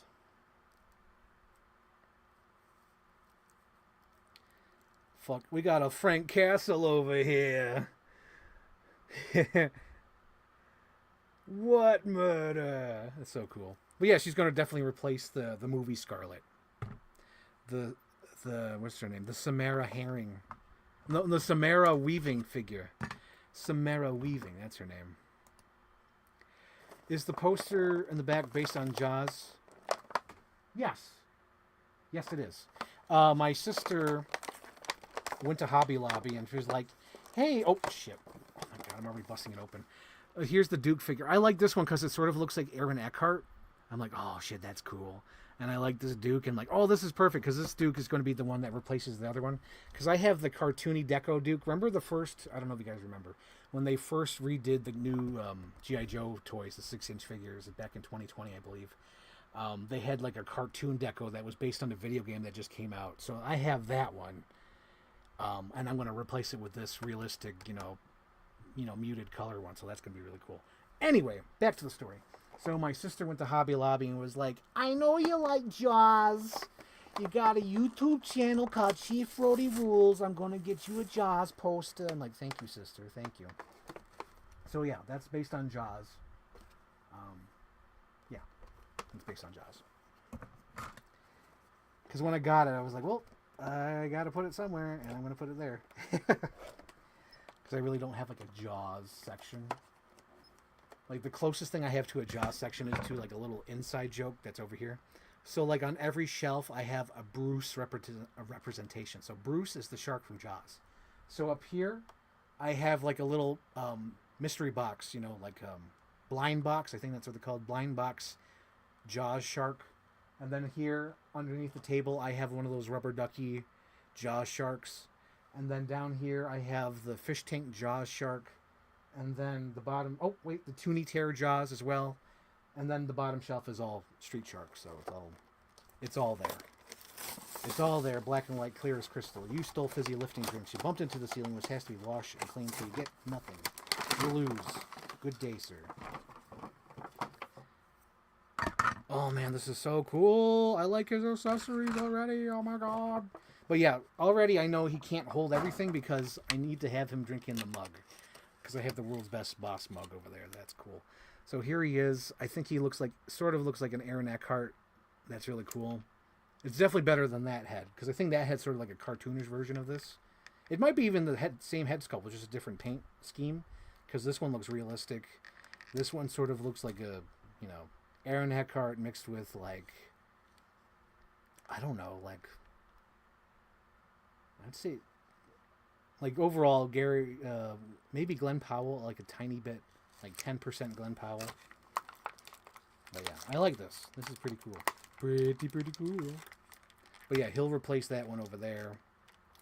He'll be in the same pose as everything, but like, he'll be holding the mug. World's best boss. Oh, you know what? The thing I've been wanting to get, because Super 7 hasn't been moving their toys on Big Bad Toy Store, so a lot of the Super 7 stuff is going on sale. And I've been wanting to get that set with like Jade, Baroness, oh god, I forgot his name. It's not Duke, but it's the guy who goes with that Jade. It's always Jade and him. I want to get that 4-pack. It's like, I think Destro is the other one. It's like Destro, Jade, Baroness, and that one dude. And it's like only like $88. I'm like, that's pretty cheap for what they are. I kind of want to get them and put them in the back. Yeah, probably in the background over there. Oops, Gringer, don't move. My Gringer almost just fell off my desk. Ranger, I think that's his name. Ranger.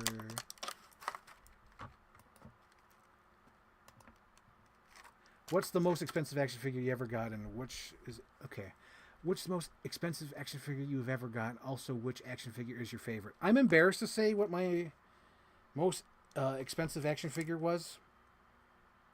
I'm going to say, I guess I'll just admit it. It was the Rock Ultimate Edition, that first one that was Amazon exclusive. I missed out on it, and I bought it, and then like I think like a year or two later, they re-released it, and I was like, oh fuck. But still, I think that's the most expensive figure I've ever bought. If you're talking about action figures, but if you're talking about like, you know, different scale things like my 1/6 scale, I think the most expensive I paid for my 1/6 scale stuff is like I think it's at Harley Quinn. I think it's the nightclub Harley Quinn, because I missed out on her first round. Maybe not.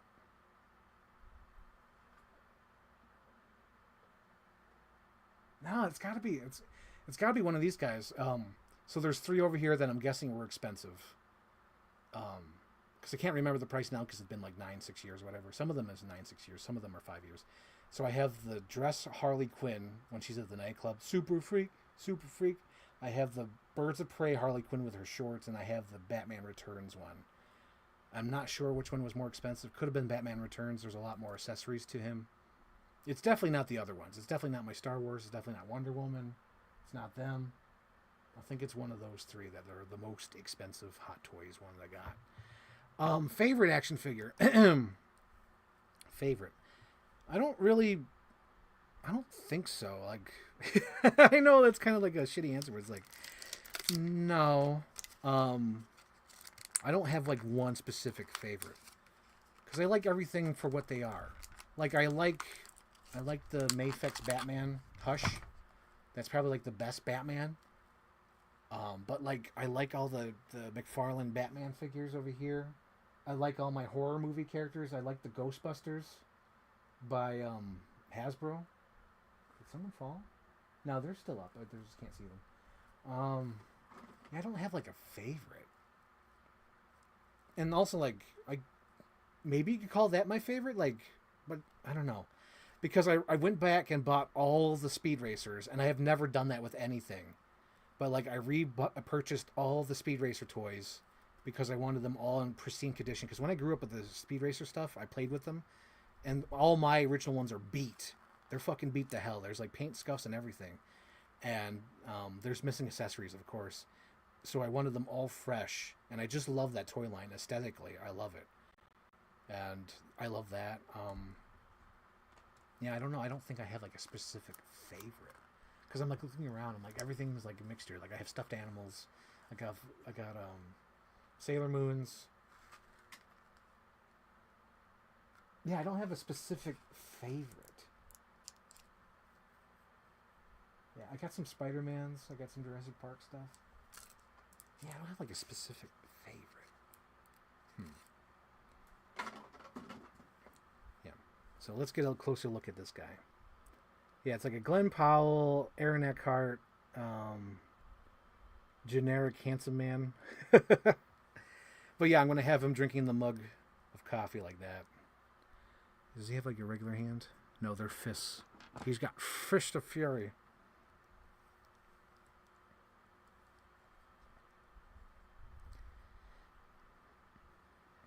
Does he have a gun? Well, he might have a gun in the other hand. I'll probably give him that. Yeah, I'll put the gun in this hand. Like that. And then put his pistol in his thing.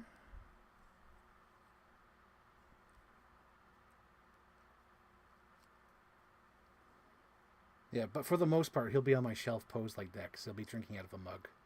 So I'll probably have the gun in his hand. That's good. Do I want the hat on him? Let's see. No, that looks goofy. That looks fucking goofy as hell. The helmet is... It's a cool accessory and all. But that looks goofy as hell. No, he's got to look cool.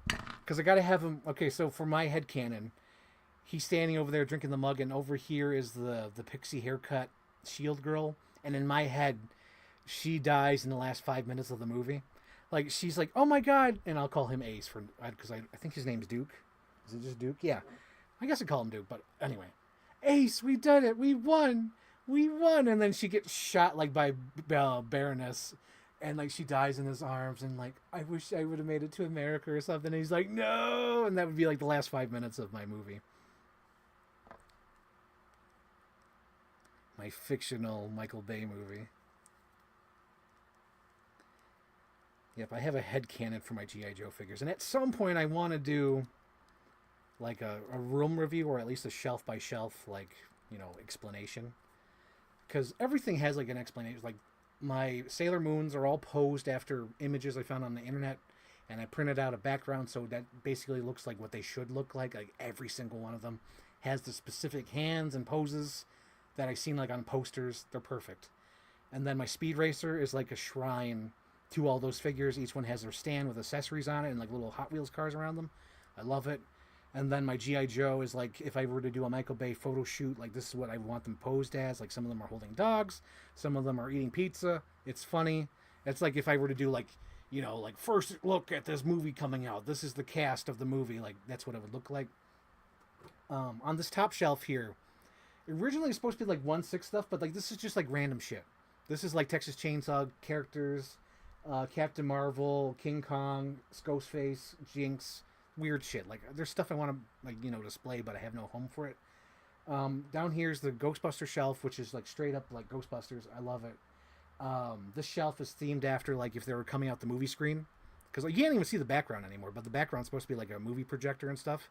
But the idea is supposed to be, like, inspired by Scary Movie, the poster. And then down here is just, like, half and half. Half is, like, 60s Batman, and then half is Toonie Terrors. And then down in the bottom is just, like, Fucking Street Sharks all the way. Street Sharks all the way. He looks goofy. Gosh, Maxie. Rocking and rolling. Okay, so we got that. G.I. Joes are done. Okay. So what are next, guys? We have Batman Forever, Batman Animated Series McFarlane's, or Batman 3-inch. What you want to do, guys? What you want to do? What you want to do when they come for you? Hey, guys. What do you want me to unbox? What do you want me to box and talk about next? So as you guys are deciding, I'm going to open up this. So it was just announced recently that Big Lots is closing. So I went to Big Lots and I found these Walmart exclusive Alien toys. And to let you know, full disclosure, I bought the entire line when they originally came out in 2019, 2020. So I have these all in boxes in my storage because I like them. I like the aesthetic of this. To me, this is like the perfect toy packaging. Because you look at this, it looks so much fun. You got like cardboard stuff here. Like, you know, you could have the kids take out and use that as like a little accessory. You have a cheap Army Man here. That's just like a reprint of their old action figures, and including this. I think this is just like a reprint of their old stuff. And then they have a new sculpted Alien. And it's so fun. I like the packaging. Alien Collection. This is like the 40th anniversary. This is like really fun. It's just for like little kids or whatever.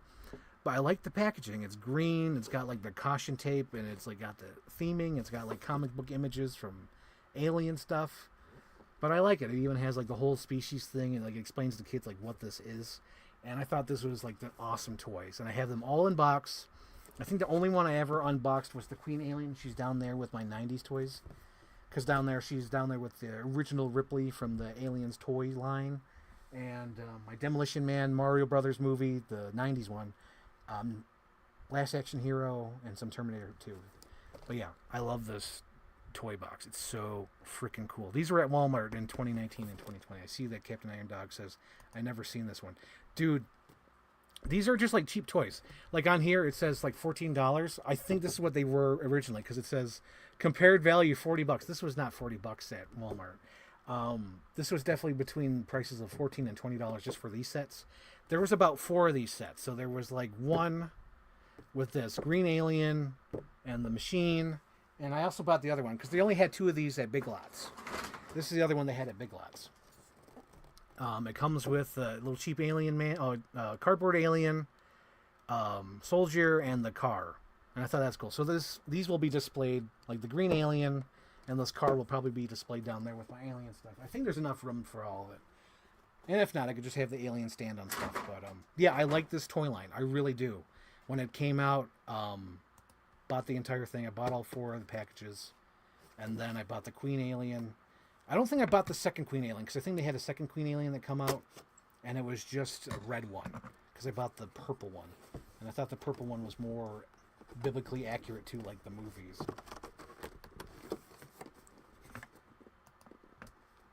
Yeah, look on eBay. I think on eBay they're a decent price. They're probably the same price as like this. They're probably $14 to $20. I think there was like 4 sets, and then like 2 Queen Aliens. It's perfect. And they're just cheap. These are just like the little cheap Army Men guys. See here? Like this is like literally just like a reprint of their old soldiers that they made years ago, and they just put them in here. Okay, what side did I open? Yeah, I thought these are cool. These are cool. I like the boxes. Like, I think they display better in boxes, but since I already have them, I'm going to open these up.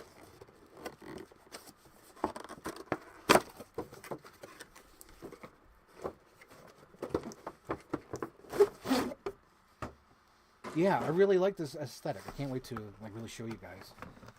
And these were just like $14, $20, and you get like a whole playset for your kid. Like, if I was a dad, I'd be like, yes, son, you're getting this entire playset. This is freaking cool. You have your own alien toys. Don't throw them out, because they'll probably be worth something one day. Because, like, honestly, like, this is so obscure. I know it's like a little cheap toy line, but, like, I like the articulation in this. There's some, like, decent articulation in this alien figure. The sculpting is pretty good for what it is. Because this is just by Leonard Toys. These are the guys who did, like, the corpse figures and, like, the little Army Man set. But, yeah, they're not... Yeah, these are, like, really decent. It's got, like, a ball joint waist.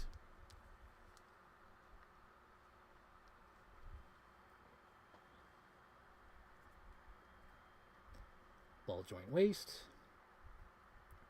Yeah, this is really cool. And I know they had like multiple colors. So like there's like a red alien and maybe even like a purple alien. Maybe orange. They were like all fun colors, like kid colors.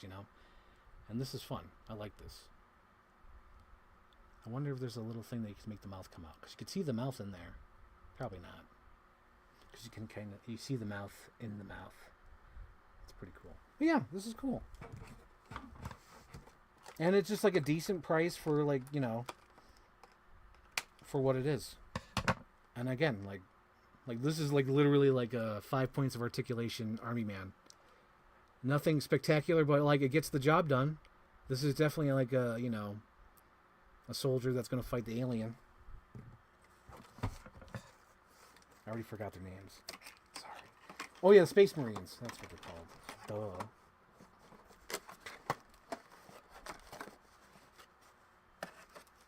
Oh my god, they're screwed into the bottom. Are you serious? Oh, thank god. It's so funny too because it's been so long since I did an episode. Like all my screwdrivers are like in the kitchen now because I had to use them for something else, but thank god. Like this is actually screwed in, which is hilarious. This is not just like a thing. This is screwed into the box. That's hilarious.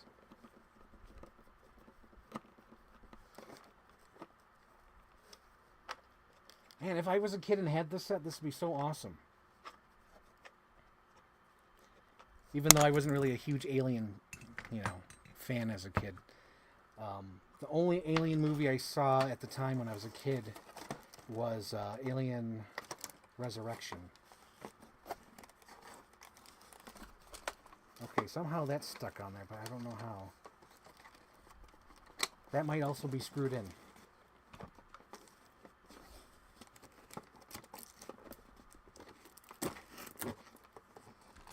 But yeah, I had to pick these up because I went to Big Lots and they're closing down, and I was like, oh shit, let me go to Big Lots. And I saw these there. I was like, that's crazy.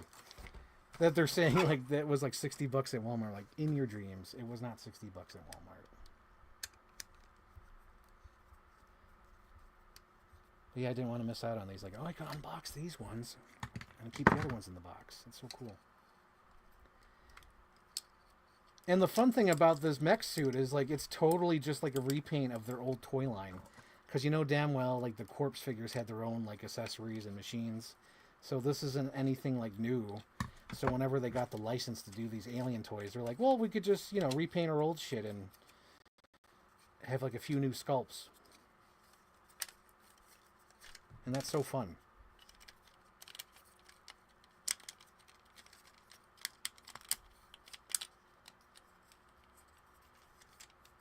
Yeah, it's so cool. You put the Army Man in there. In the mech suit. Get away from her, you bitch! Oh my god. Yep, and there it is, the gun. That's so cool.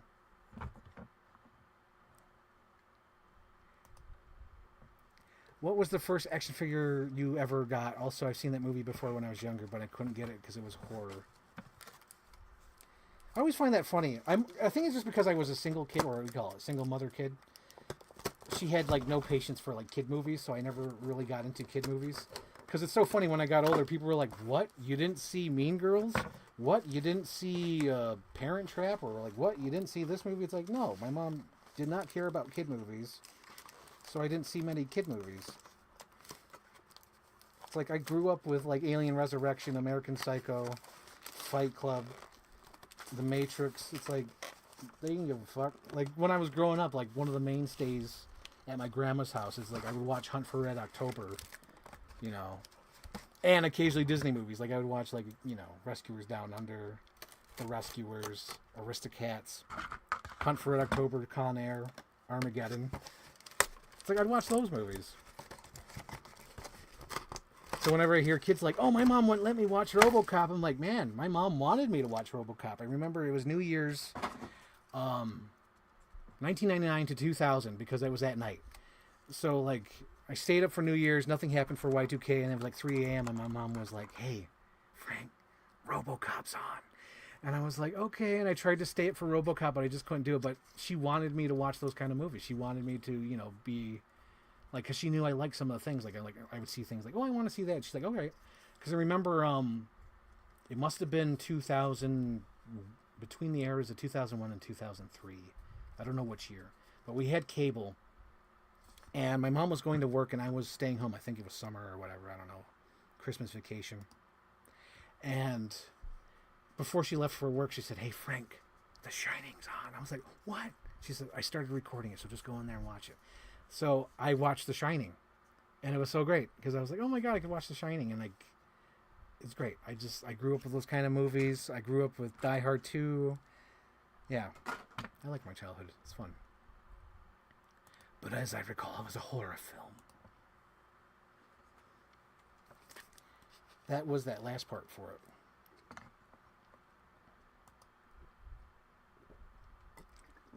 First action figure I ever got. First action figure I ever got. Well, it could have been the little army man I have back here. Is he in reaching distance? Oh, yeah, he might be in reaching distance. Hang on, podcast. He might be the first one, but I definitely could have been the Jurassic Park figures. So this is a repurchase figure, because my original one's all beat up and bloodied and whatnot. Like, literally, he has, like, drawn on blood to make it look like he was, like, beat up and, eaten by dinosaurs and stuff. But this is a repurchase. So this is what he looked like. This might be my first action figure. Right here. This is what he looked like. Brand new. And I repurchased him a couple years ago because I was like, oh man, I have nostalgia for him. So he might have been the first one, but I love Jurassic Park, and I had like the whole Jurassic Park toy line, basically. I had almost everybody. I had everyone from the movie, I should say. I had Alan, Ellie, Ian, both Nedrys, Tim, and then I had Muldoon, and then I had Jaws Jackson, and then I had the two poacher guys, the Dino Raiders, or whatever the hell they were called. Those might have been the first ones I got. As I recall, it was a horror film. Walks outside into the rain. That would open some potential crossovers for the same scale. Oh yeah, the 3-inch scale. Oh my gosh, yeah, this is like the same scale with like the GI Joes. Like you could mix this with your what do you call it? Star Wars GI Joes, all that 3-inch scale. It's perfect. Man, if I was a kid with those, perfect toy line. Perfect toy line. Hey, did you ever watch Diary of the Wimpy Kid? That was beyond my time. By the time those movies came out, I was already 20 years old. I'm like 18 years old, 20 years old. Yeah, Diary of a Wimpy Kid. It's not even my generation. Like, my generation was Captain Iron Pants. Oh, was he? No, not Captain Iron Pants. Captain Underpants, and then Super Diaper Baby. And then, like, we had to grow up fast. So it was like, because I remember one year, I'm like, oh man, everyone loves Captain Underpants, And then, like, the next year, it was all Harry Potter. So I was like, oh shit, nobody likes Captain Underpants anymore. It's all Harry Potter. But yeah, that was my generation. It was all Harry Potter shit. And then a little bit of Twilight towards the end because that's when I graduated. But like Diary of a Wimpy Kid, completely missed it.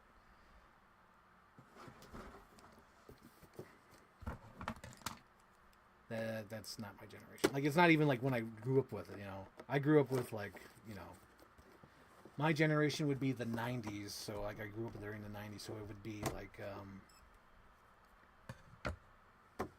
like Lion King, Pocahontas, Hunchback of Notre Dame. Right around the time where I'm like, I'm a grown-up kid, which was around 2001.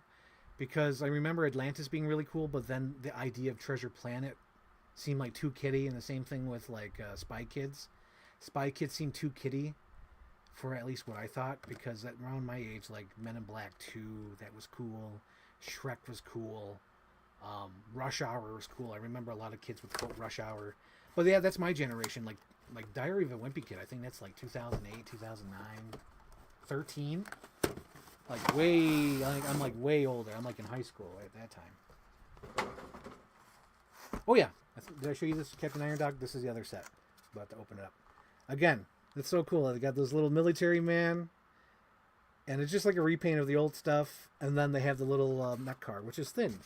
It's not huge. It's decent. Oh God, is that what fell? Where's my screwdriver? I got no snare in my headphones. There's my snare. There we go. I'm very sorry, Mama. Never meant to hurt you. Never meant to make you cry. I'm gonna get flagged by YouTube.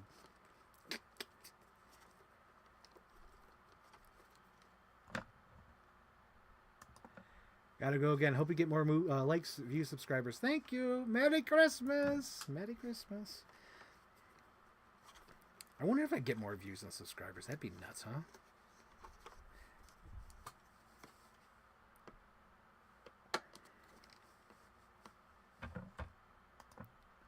But now you're an adult watching those kid movies. Kind of. I'm opening up my mind.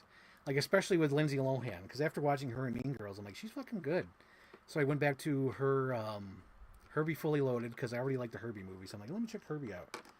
She was really good in Herbie Fully Loaded. And then I freaking seen her in The Parent Trap. God damn. Actress. That's an actress. Jesus Christ. Like, she's good. I feel like she's wasting her time with those Netflix movies. Whatever the hell she's doing over there. That's a waste of time. Man, she's good, though. She's good. Because she's actually got, like, a talent. Like, that's a talent. And the fact that she was, like, fucking, like, wasted and coming in late on set, but yet still delivered, like, an awesome performance, like, that's talent. She's good. And here it is, Captain Iron Dog. Bug Hunt.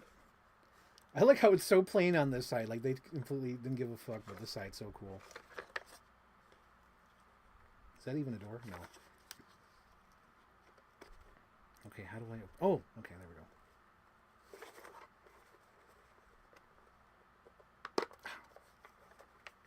Oh, that's cute. They even have at least one sticker in there. So you could fit 2 figures in there. I don't know if you can see... Oh, probably this way. So there's like a little computer monitor in there. Oh my God, you can't see jack shit in there. That's hilarious. Okay, how do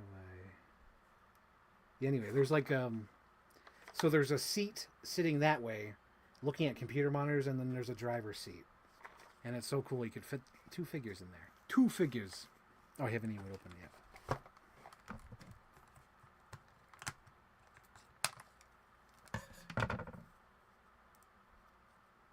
And like, this is like so toyetic. This is like the best toy line. And I don't think like people ever like praised it. And there's the soldier. So that he could sit in that seat. So that's the driver's seat, right? And let me showcase the other seat, because you could fit 2 soldiers in here. And that's the other seat. So he could sit there looking at the monitors like, oh, we got some bugs in here. We got Bug Hunt. So cool, though. I really love this toy line. It's so toyetic. It's fun. And it's nothing too crazy either. It's just like literally like they probably already made this. Because you know how like, you know, toy lines just like steal from movies anyway. They probably literally made this by themselves, and then like they got the license officially and just like remade it. And it's so cool. So this is the car, and then you have like the mech suit next to it, which is like a good scale. And then if you get like multiple alien set, you at least have 2 or 3 aliens that are like this like fun colors. This is like really cool. Like this would be a good display piece. And it's perfect for like those kids. I think it's at 7 and up. It's good stuff. Oh, speaking of stuff. So the reason why I've been getting into Alien is because Alien Romulus just hit DVD. And my idea is to... I don't know how I'm going to do it, though, because I don't have all the accessories to do it. But I want to make like a VHS trailer like Alien, the ride. You watch the movies. In space, no one can hear you scream. But on Earth, at Universal Studios, I make like a theme park ride commercial. I'm going to keep that. But this figure does exist. It's out there with another set. Because there's, if I recall correctly, there's 4 different sets. A big giant queen alien. And might have been a second queen alien that was red. So there's all that. There's not much of it. It only lasted probably like a year or 2. 2019, 2020. Because that's when I collected them. They were all cool. They were all super cool.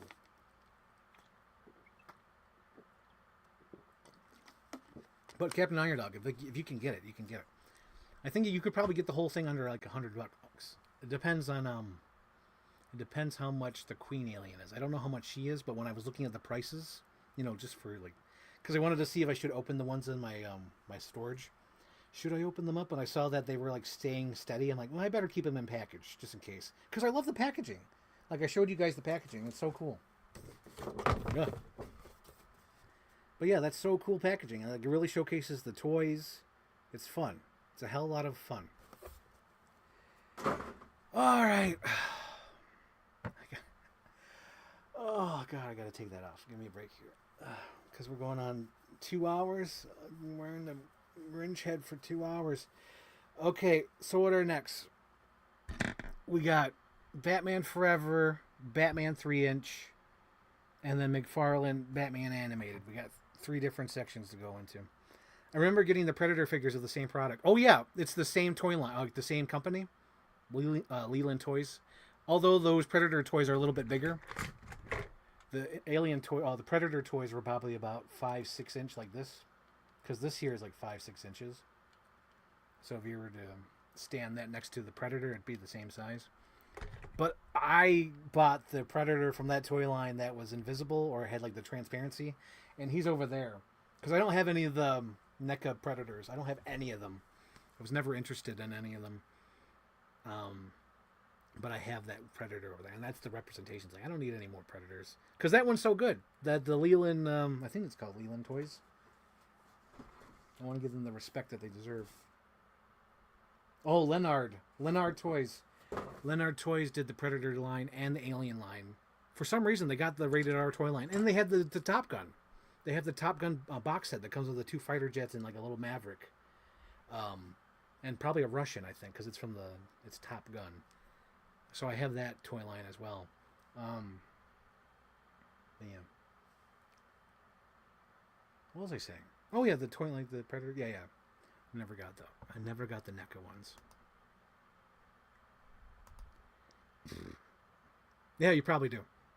It was the coolest of all the 6-inch ones they had, because there was 12-inch ones they did. I think they did like 2 12-inches, and then like maybe 2 or 3, 4 Predators, and I got the transparent one because that was the coolest. Okay. Batman Forever or Batman there's 3. Batman Forever, Batman Animated, or Batman Animate 3-inch. Where should we go from here? Ooh, I like that. I like the Batman Forever thing. That's so cool.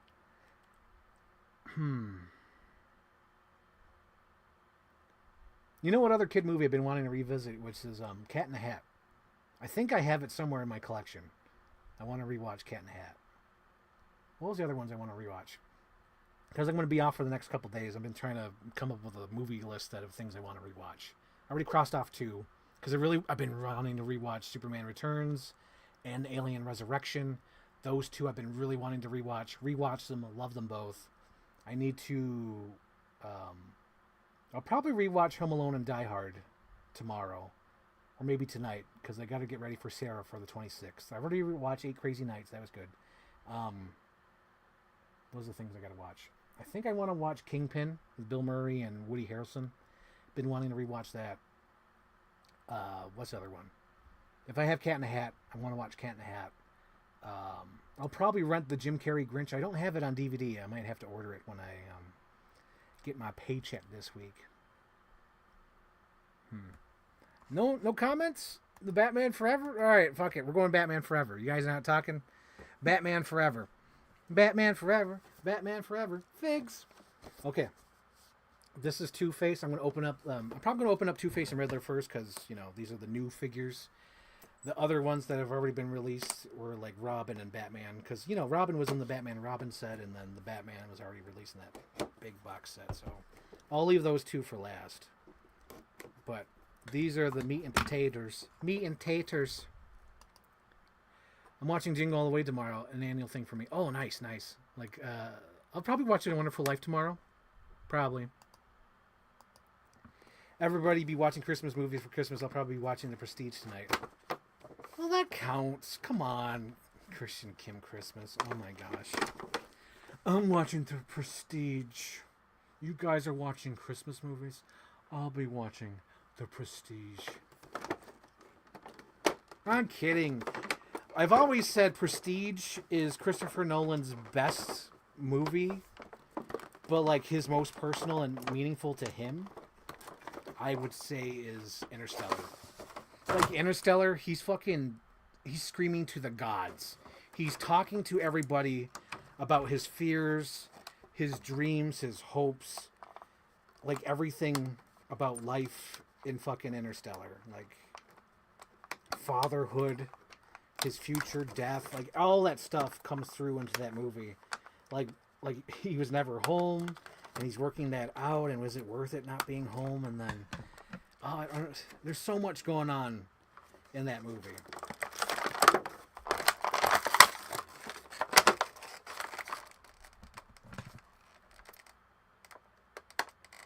Maybe I should rewatch Batman Forever. I should have before I opened these. I can't believe this exists. I'm looking at this right now and it just makes me smile so fucking big.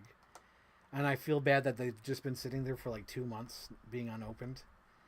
But like, oh my god, I can't believe we have these. Here's a close-up of it. I can't believe we have these. These are here. They exist. They're real. I can't believe it.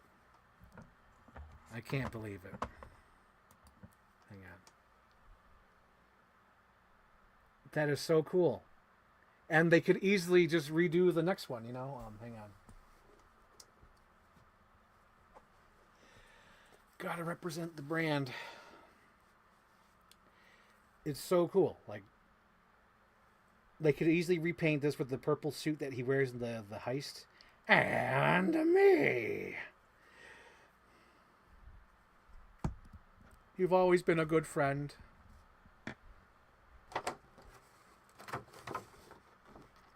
Well, you can't take the coin hand out of his hand. I was just thinking like, oh, switch that. No. Ooh, I like that he has a gun hand for that. Ooh, I wonder if I have a Desert Eagle laying around. I might. I might have a Desert Eagle laying around. I think that Batman, the Thomas Wayne figure, came with 2 Desert Eagles. I might give him that for the stand.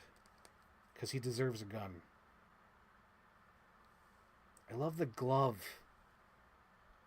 Oh man, that's so accurate to the fucking movie. Oh. Blast him! Open sesame. Ah. Why? Lock. Blind, stupid, do not clueless lock. It's almost like the touch of God. Wait. Oh! Fortune smiles. Wine and roses. In your case, beer and pizza. But you said you'd let me live. Too true, and so you shall. Nothing better than live bait to catch a bat. Let's start this party with a bang. I love Batman Forever. But I love Batman and Robin even more. Oh my god, when they released the images of the Batman and Robin Hot Toys, I was like, I like Batman and Robin more. I'm sorry. Because when I saw that George Clooney fucking head sculpt, I was like, hot damn, I want that. I want that George Clooney. Alright, what are next? Oh. Let's go, Batman Forever. And then we have LMAO.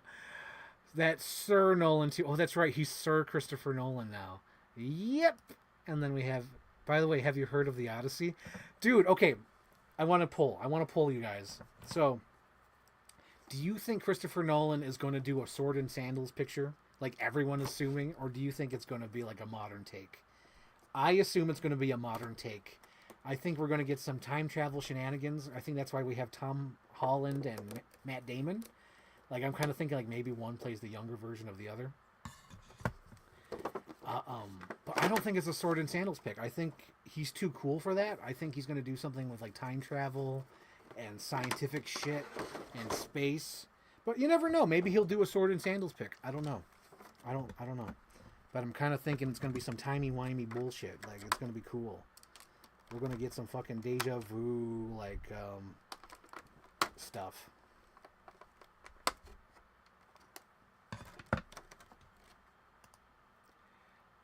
It's going to be epic. That or the red one he used for the photo shoot.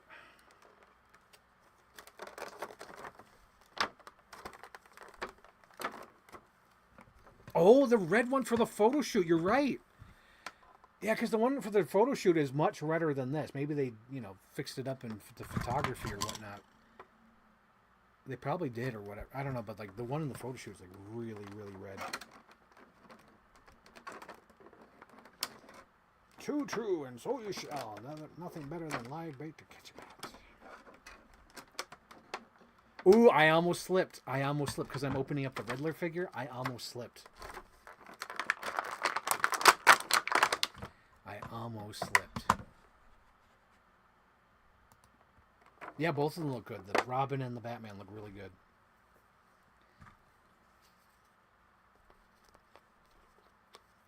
You know, it'd be really cool if McFarlane does it, but I hardly doubt they will. It would be so fucking cool if they do Sugar and Spice. Two-Face's Hench Girls. Oh my god, if they do Sugar and Spice. Oh my god, that would be so cool. Sugar and Spice. I honestly would probably cry. I would cry so bad if they did Sugar and Spice. I'd be like, oh my god. Give me that Drew Barrymore. Give me that girl from fucking Beethoven 2. Yes. Yes, absolutely. Again, I'm almost slipping here. So when I say I'm slipping, like, I'm almost talking about fucking Sonic 3. But I know I can't. So I'll just say that Jim Carrey is awesome as the Riddler. And I gotta rewatch The Grinch.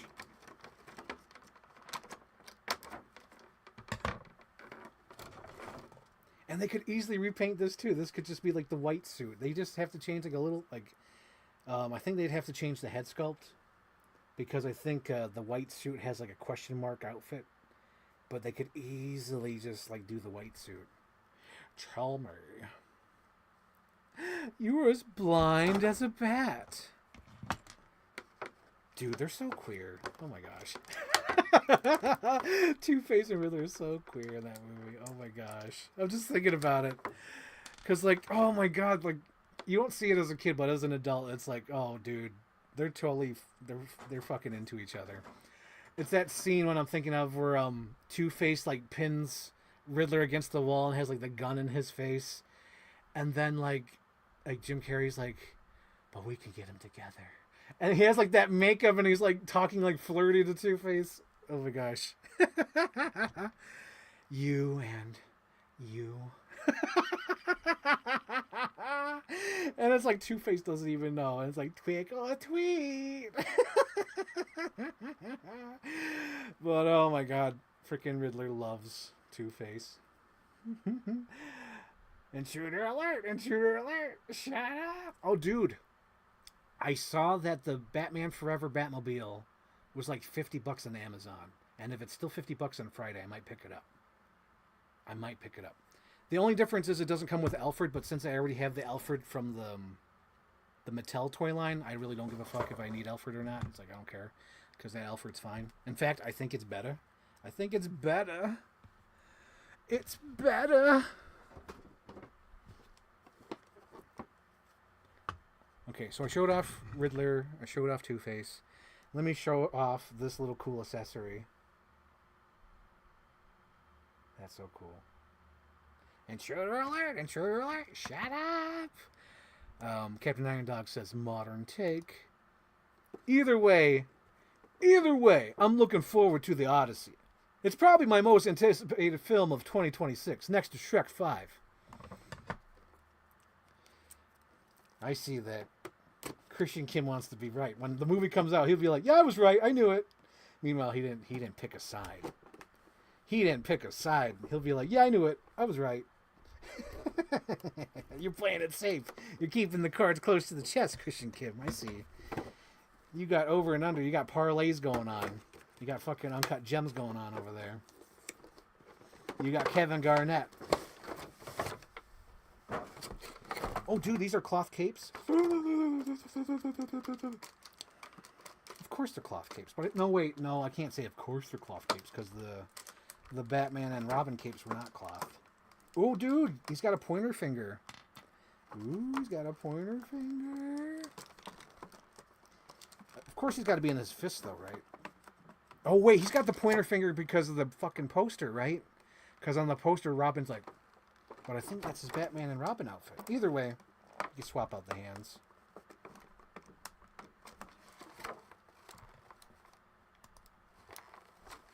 Instant buy. Oh, the $50 Batmobile? Yeah.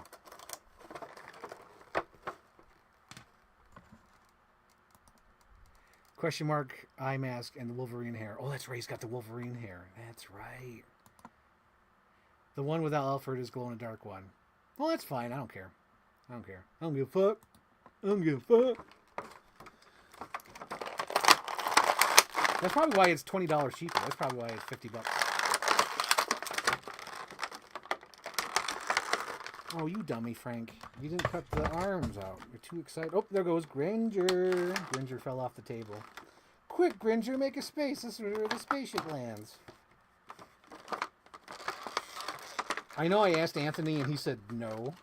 But I totally think McFarlane will probably make like a silver edition Batman Forever. Because you know how Batman Forever they have like the metallic outfits? I totally think McFarlane he'll rob our wallets. And he'll be like, here's some cool metallic Robin and Batman figures that I made with the metallic paint. And it's like, oh fuck, the metallic paint, that's so cool. Bum, bum, bum, bum. Wow. I'm in love.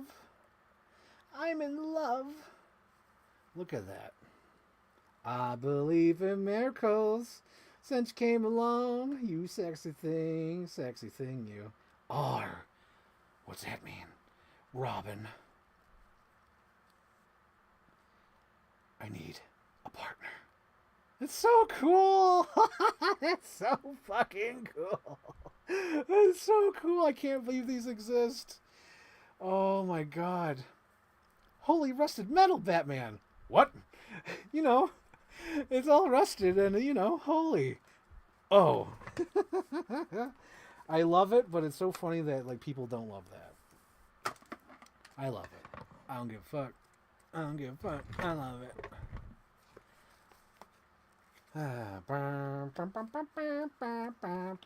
I love that theme song, too. That Elliot Goldenthal. He was like, he had to come up with a new Batman theme. And he was like, well, what would you do if you were playing with your toys? And he started, you know, acting like he was playing with toys. And he was like, bum, bum, bum, bum, bum, bum, bum, bum, bum. I was like, that's so cool. That's such a creative way to come up with, like, a theme song. So, I'm Batman. You know what would be really cool? If they made that Riddler from the end of the movie. If they made the Jim Carrey in his jail cell with his freaking ripped up outfit. That'd be so cool. I think I'd be more excited about that one than the white outfit, to be honest. I think I'd be so excited to be like, yes, that one. I'm Batman. I am wholesome. Stop it, Christian Kim. I'm wholesome. No, you're not. You're living in New York City in the second apartment with a lady while you're married to Idina Menzel and you're taking up bets. You're like, I want this on that. I want this and that. I want Tom Holland to be the lead. I want Matt Damon to be the lead on this one. I got parlays here and there. I have to get going. I have a very merry Christian Kim Christmas. Oh, Christian Kim's gotta go. I guess it makes sense. Over there, it's probably like actual Christmas. Over here is just nonsense. This is like 9 p.m. nonsense.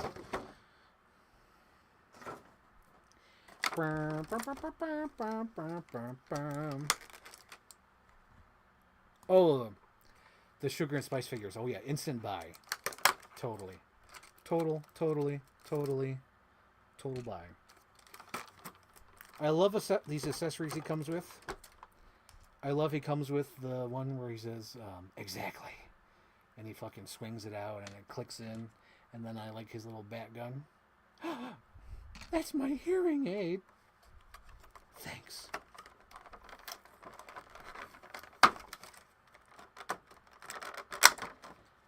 So next year, 2025, will be the 30th anniversary of Batman Forever. Do you think we'll finally see the Schumacher cut, guys? I know everyone keeps talking about it, saying that it exists. Something tells me it's just a rough print. But it'd still be cool if they released it. Clean it up as much as you can. Use some AI, probably. Because they've been using AI with everything. And then,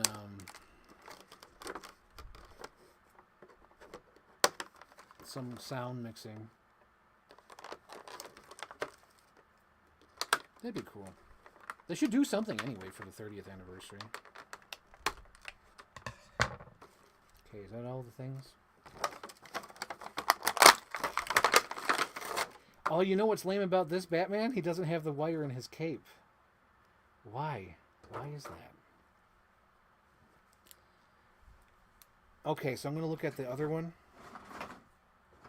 What's the differences? Oh. Oh. Oh, what are the differences? Oh, okay.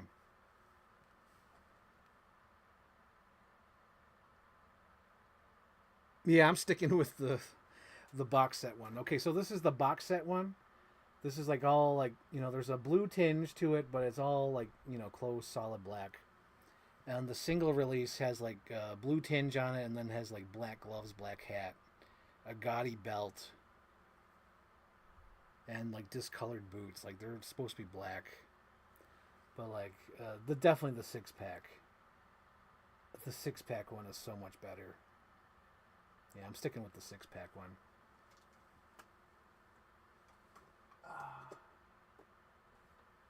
Yeah, this guy will just be like, into the toy box with you. I don't want to play with you anymore. But I had to get him because, you know, if I'm going to get most of the figures, I might as well build the bat, right? Build the bat figure.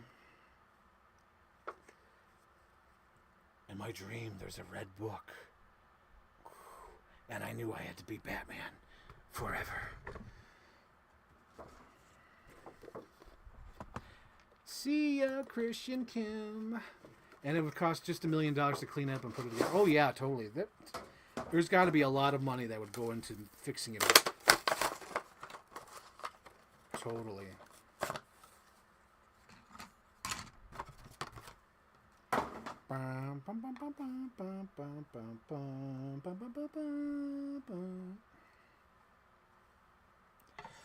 Alright. Oh yeah, did I show off everything? Let me show them off. Let me show off the bat. Cool. Cool beans. I still hope we get a Bane at some point. But he still has... Here's the crazy thing. So, like, McFarlane still needs to do Jack Nicholson Joker, Michelle Pfeiffer Catwoman, possibly Max Schreck. Like, possibly... Because, like, that's a villain. And he's like mainstream Batman. And then we haven't gotten a Batman Returns one yet. The Batman Returns one, we've already have the pieces for because they used it for the Flash figure. So it would only be like a new head sculpt we need. But yeah, those pieces exist already. And then what else we need? Penguin and Bane. Possibly a repaint of Poison Ivy for her red outfit. Possibly a soft goods Mr. Freeze in his outfit, like when he's wearing his robe. I could see the robe being like a soft goods, and then his like pajama outfit. That could be a whole set. Because I feel like the build the Bane would have to be the thing, but like what would you use to build the Bane? Like it's possible you could use the Tim Burton characters, but I don't know. It wouldn't feel right. It wouldn't feel right to build the Bane with like a Joker, Nicholson Joker, and all that. And like even if they did like a Nicholson Joker, they could do like two of them, possibly three. Like I would want a Joker that's normal, and then like a Chase like Silver Edition where it's like the, you know how it's like his flesh color with the white when he's like boo. That'd be like really cool. Oh fuck! Where do we go next, guys? 3-inch Batman figures? Nah, 3-inch Batman figures are smaller pieces. Let's go to the Batman animated series, 6 inches or 5-inch, I should say. I think these are 5-inch, possibly 6 inches. So here we are, guys. Zatanna. So immediately after watching the show, I was like, I need Zatanna. And I'm like, I need her. And she was expensive. And I was like, I need her. So here we go. Here goes nothing. For those who don't know, I didn't watch the Batman show. The Zatanna episode is one of my favorites. I think it's number 9 on my list of top 10 favorites. My reasoning is because it gives a little bit of background to Batman. Like it explains how he became like an escape artist and learned how to do all that stuff in training, and it's sort of like a prequel to his and the camera's exhausted. And the camera's exhausted.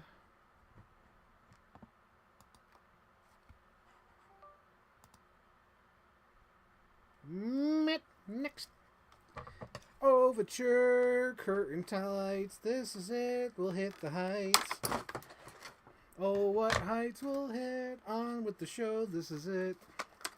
So I'm going to finish opening Zatanna.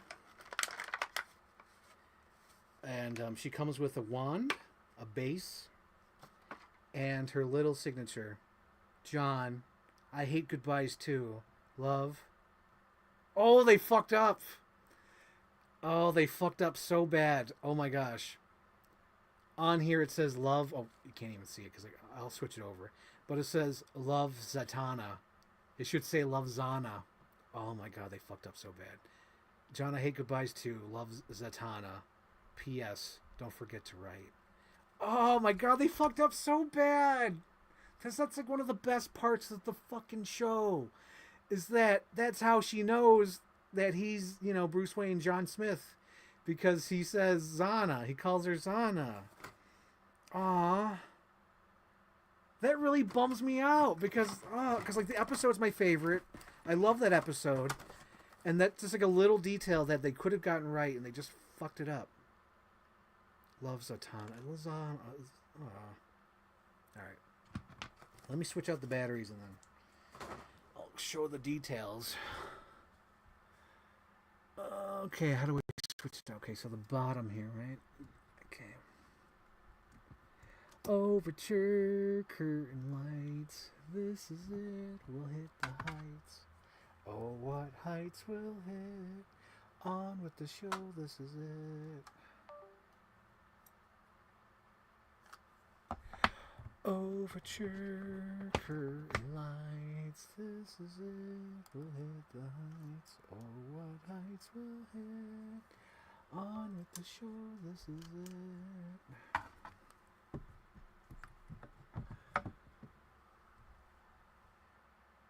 I can't believe they fucked it up. It's really bothering me now. Even though it's like an accessory I probably won't even, you know, bother using. But still, it counts. It matters, Crawford. It matters. Oh, what heights we'll hit. On with the show. This is it.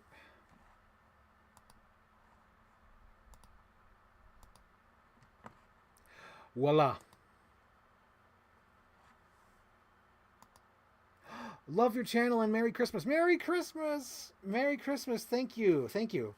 Since you're here, if you're still here, what's your favorite thing of the channel? What do you like? You know, give me an idea. Because in 2025, I want to try some different things. Maybe I could get back to YouTube poop or something. I don't know. I want to try.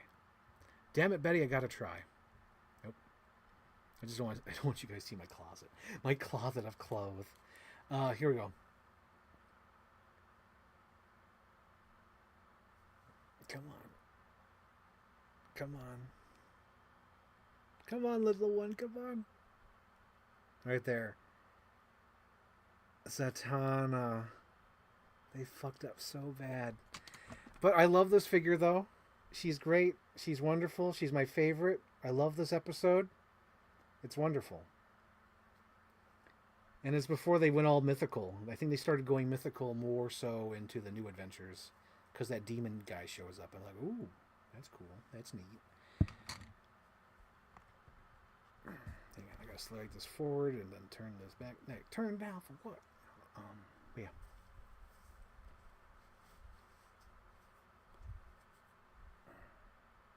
Hang on, is this the right thing? Oh no, I never adjusted. I only adjusted my Batman. I'm like, why is this so tight?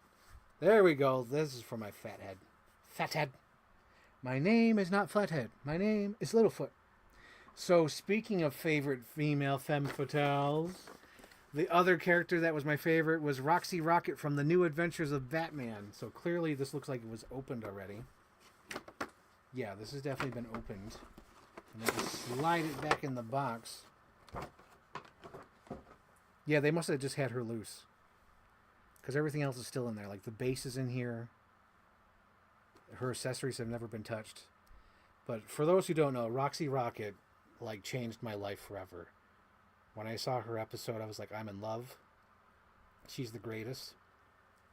And I found it so sad that like apparently like she's like the creation that went nowhere. Because they really wanted to create like new female characters for the Batman animated series.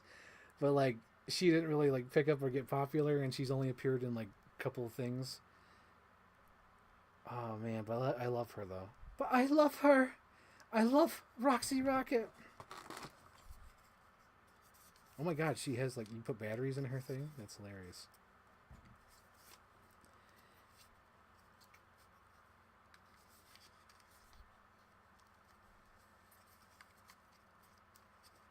Oh my god. Oh my god. I'm getting so excited just trying to pose her on her little rocket. She's so naughty. Have you ever watched the show Roxy Rocket? So naughty. Oh my gosh.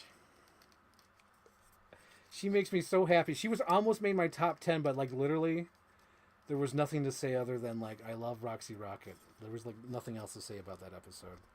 Cuz it's so fucking mid, it's so boring. Not boring, but it's just so like a nothing episode, but like fuck, I love Roxy Rocket. I love her. I love her so much. Aww. I love Roxy Rocket. But yeah, this was cheap. Like, Zatanna was expensive. For the most part, she was expensive. And Roxy was fucking cheap. She probably cost as much as she did back in the day. But this is open, so probably that's why it was cheap. I got her for like $30. Not bad. Not bad at all. She said I'm cute. That's a Rudolph reference. For those who don't know, for those who are not initiated. Yep. So I'll probably keep all her accessories in her box. You know. I'll just keep it clean. I'll keep it all in her box. It'll be fine. Roxy, Roxy Rocket. All right. Next thing. We got the Target Build-A-Figure. This is the Batgirl, and you build the figure as Maxie Zeus. I wanted to build the figure Maxie Zeus, but fucking Joker, Christmas with the Joker is the hard to find one, and that's his like body, and like it's like $60 secondhand, and I'm like, no. It's like I don't even want the Joker. It's like I want Maxie Zeus, but like I don't want Maxie Zeus that much. So I'll probably buy the body at some point, but like yeah, I don't. It's like I have two Jokers already, to be honest with you. I have two Jokers. One came with Harley Quinn when her little outfit, her Rev Ya Harley. It came with that outfit, Mad Love. And the other Joker I bought was like the whole like accessory set. So I don't need a partner. I don't need a friend. I need my older brother. Oh my gosh, there's so many. So the story with these are McFarlane made a Batman animated series, Harley Quinn, but she was out of scale with all the other figures, so he's like, oh, since I acquired DC, I'll just use the old molds. So he's been using the old molds for these figures, but he's like updating the paint scheme, which has like been iffy on some people.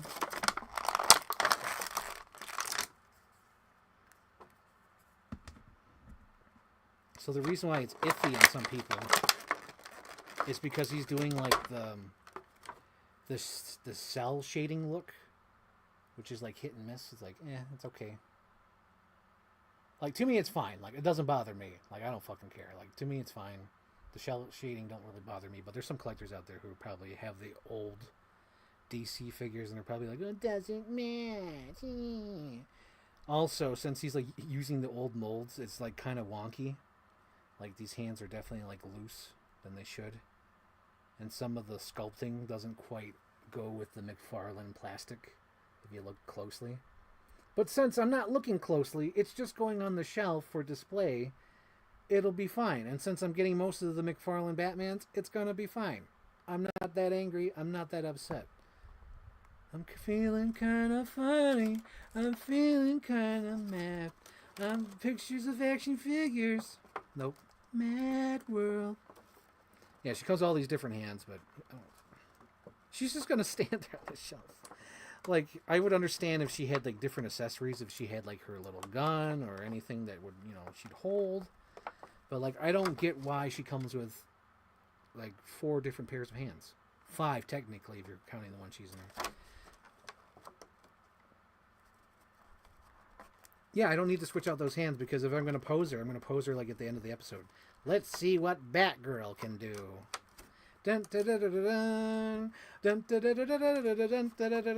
Yep, so I got Zatanna because Zatanna's episode is my favorite when she has to go against Montague. And then I got Roxy Rocket because she was my favorite. And then I got this Batgirl because she's my favorite because I love that 2-parter with her going against fucking what's his name? Oh my god, what's his name? Oh, Gil Mason. Would it made a difference, Gil? Oh my gosh. But yeah, she has 5 pairs of hands, but she has like no accessories, so it's like I don't get it. I don't get it. But like, yeah, like if you're starting out, it shouldn't bother you that much, but if you're trying to match them with the old figures, yeah, it's fucking night and day. I get it.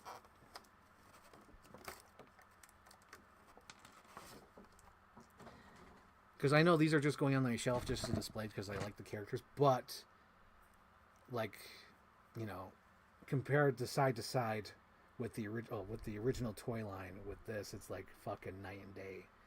Like McFarlane, God bless him, but this looks like fucking Happy Meal McDonald's toy compared to this one. Because these are just like muted colors. These are basic colors. It's fine. It's like a solid plastic, and this is just like a shiny plastic, and like they're using the old molds. But again, it's my private collection. It's just my favorite characters. I have no gift. Like, I have nothing. But like, if you were to, like if you're like you want it all consistent, nah. The cell shading and the shiny plastic, no bueno. No bueno. And then of course she comes with the legs of Maxie Zeus. Lord Hades! Dude, I really want to build the figure, but I'm not willing to pay $60 for a figure that I don't want. Hopefully I run into Joker somewhere like Target, Hopefully I run into him. Maybe at a Comic-Con. You never know. You never know. It's my money and I want it now.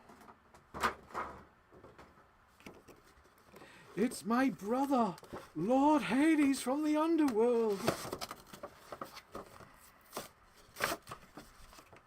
Of course, she comes with the card. And here's my card. All right, next thing. What are next? We got the Build a Figure. This one I got just because it was cheap. This was literally $20 from Target for their Black Friday sale, their Christmas sale. And I was like, fuck it. $20, why not? Whatever. Because like, I didn't really want the Gordon. Gordon! What? Gordon! Yeah, I didn't really want the Gordon just because I know like the discoloration, like I said, like the plastic's different, so there's like discoloration with his legs and crotch. But I'm like, $20 is $20. Fuck it. I'll get him. It's fine. And it'll round out the collection. Like it'll fill it out. But yeah, I just got this because it was cheap, and then like, what do you call it? I just thought it would be cool to have him standing with all like my favorite characters as well.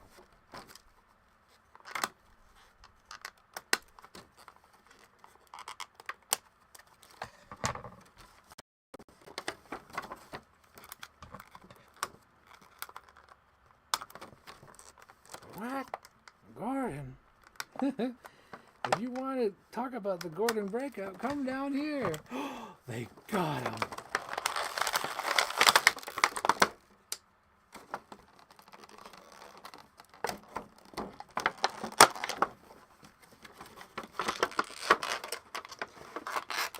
He comes with his little blowhorn. Can I have one that's made in America, please? If you get that reference, you're awesome. A rub a butt, a rub a zoo. Oh my gosh! But here he is, Gordon. There's like two different runs. This is like the regular one that they have, and there's also like a different color version where it's like green. I don't know what that's based on. Maybe there's a video game or a comic book or something that reason why it's green. But there's this one. Again, like they had like a Build-A-Figure thing, and the one that's expensive is fucking Scarecrow. And I was like, oh god damn it! I don't want to pay too much for a Scarecrow. Like, if I'm going to pay money for a Scarecrow, I want the fucking stupid bag head. I want, like, the little tube head. That's the one I want. I don't want the cool-looking second one, and I don't want the Dead Man Undertaker one. Even though that figure does kind of look cool. I don't want the Undertaker one. Give me the cheap tube head. I want the tube head. But yeah, there he is. This is Gordon. Gordon! You want him? You go get him. I'll have no part of it. And his Build-A-Figure is Lockup, which is basically a Frank Castle / Rob Liefeld parody, I think. Because I think that's what I heard. Like, Rob Liefeld would draw all those characters with, like, huge chains and stuff in the 90s, so that's who Lockout was supposed to be, like, parodying. But it's sort of like a Frank Castle kind of thing. Because I think he wanted to kill the villains.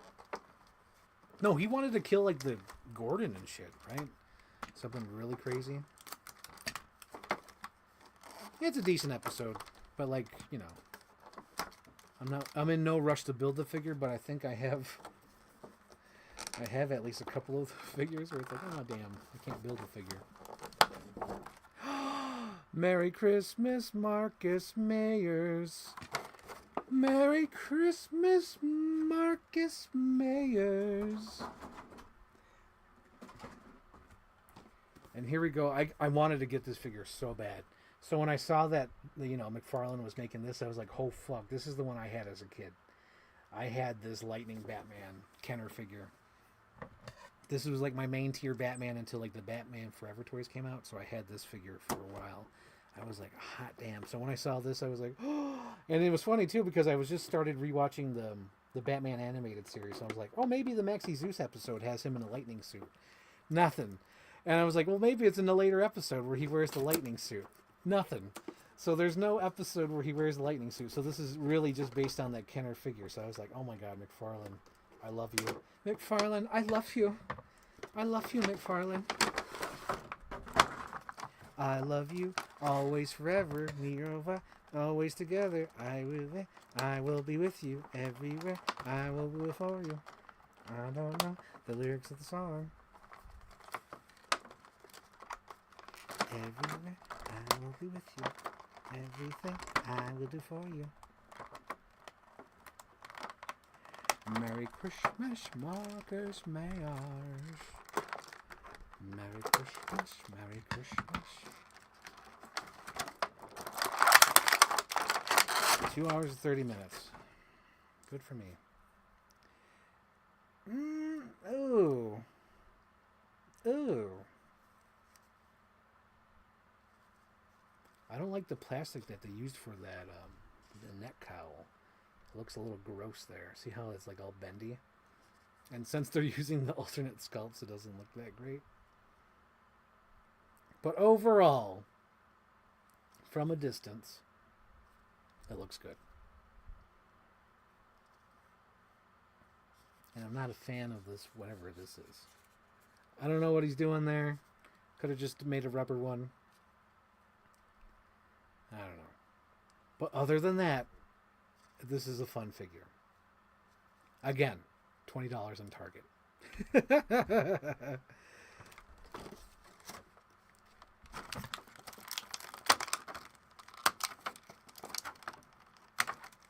And I can't even build the Maxi Zeus because this freaking torso comes with a Joker toy.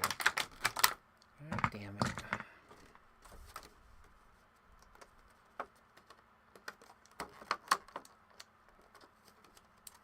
Ooh, ooh.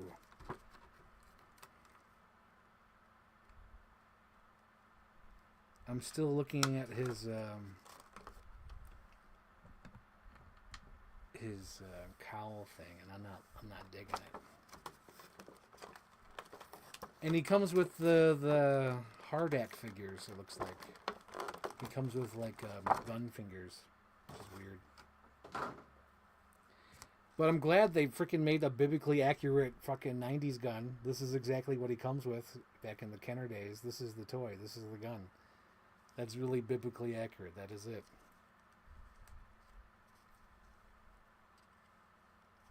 Oh, I don't like that. Whatever they did, it looks so gross that I keep looking at it. It makes me go like, ew. There we go. See that little curl up? I keep going, ew, whenever I see it. Like, ew, it's gross. It may be a biblically accurate design, but I don't think it's biblically accurate right size. Yeah, this is how I'm going to pose him. And this is how he'll be. He'll sit on the shelf. And that's all he'll ever be.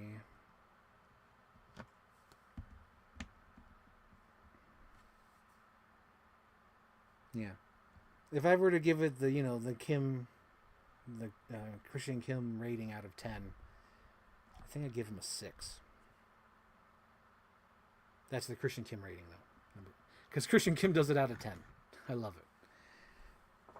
It's like, 10? What the hell? Because whenever he gives like a movie a 6, I'm like, oh my god, it barely passed? What the hell? And he's like, no, it passed. I'm like, no. Because to me, like, when you get like a 60 in school, a 60%, it's like, nah, you barely passed. All right, what are next? We have You Match Wits with the Riddler. So I had to decide whether if I'm going to pay $40 for the original Riddler that comes with all the toys, or do I just go cheap and pay the $20 version from Target. So I decided to do the $20 version from Target because I'm like, I don't need the toys. Come on, be a kid again. So again, guys, if you haven't seen the Batman animated, top 10 episodes, freaking Riddler's my favorite. I loved If You're So Smart, Why Aren't You Rich? And I fucking love Riddler's Reform. Such a good episode. So good. Again, excellent characterization. He's right, Batman. He is going to catch me. Oh, it's so good. I love his version. I just love that version. And like it's good because they didn't go over the top with it. They only did like 3 episodes, possibly 4.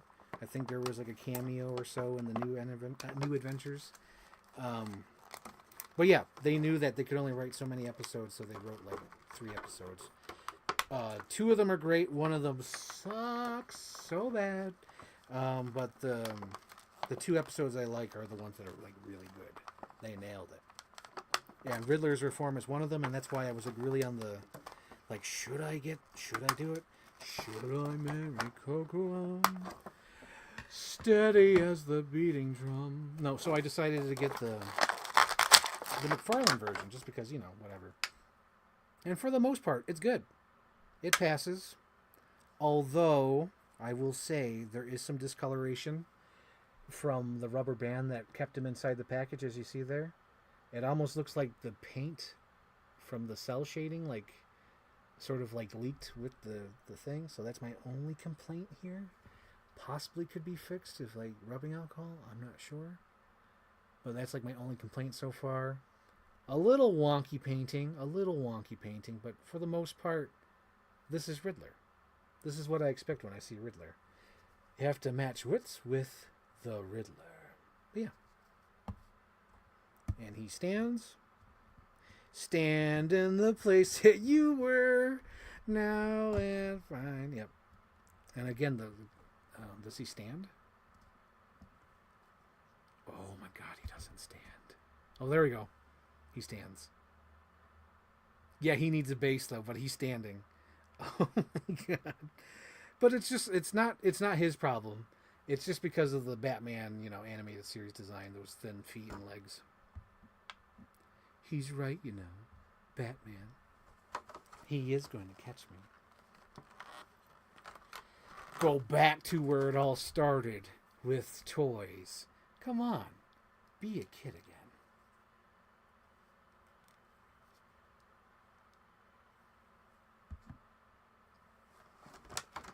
And then, of course, he comes with Build-A-Figures for Lockout.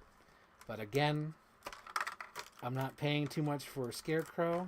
And if I'm going to get Scarecrow, I want the tube head. So that's why I'm not going to get the rest of Lockout. I'll probably keep his pieces, though. It's already past Christmas, so I can't mail them to Anthony and say, here, it's your problem now. I like sending my extra pieces to Anthony just because I know he could, trade them for, store credit at a store, probably. Because he's got more toy stores in Texas than I do here.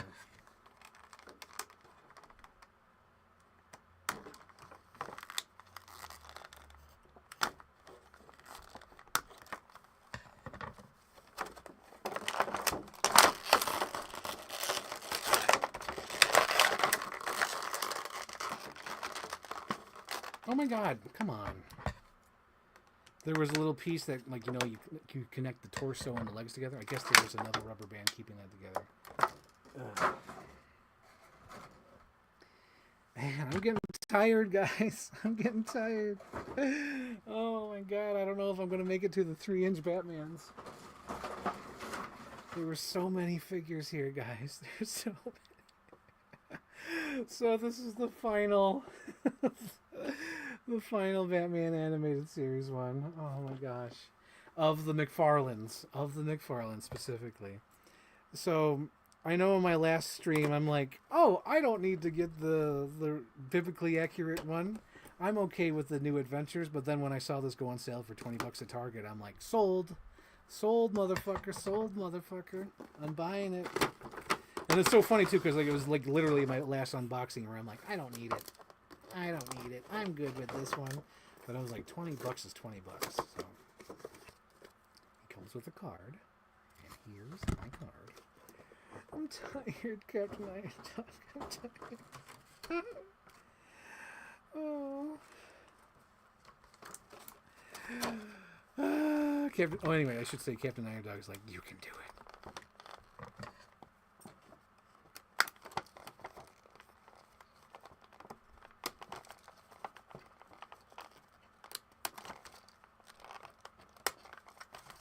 And now I know this one's wonky because before I even purchased this, I watched a review of the whole toy line, the Build-A-Figure piece of Maxi Zeus. And this one is definitely wonky. But, again, like I said before, I don't care. Because I'm staying consistent, I have mostly McFarlane versions of these figures, so they're all mostly likely going to match with each other. They're going to match each other's freak. Harvey Dent. Hang on. Harvey. He talks like that because he's got that gravelly. Harvey. But he's got different tenure in his voice, so he's like... the Bat. The Bat. I can't do it. I can't do it. So he comes with a pack of dynamite, obviously referencing one of my favorite episodes, number 10 of my top 10, which was Second Chance. Good old Bruce. Always there. Never gives up on me. Oh my gosh, it's so cute. Look at that. It's Max Zeus's head. Oh man, I wish I could build him figure. I gotta wait to find that cheaper Joker. And here's the dynamite. Good old Bruce at the Half Moon Club.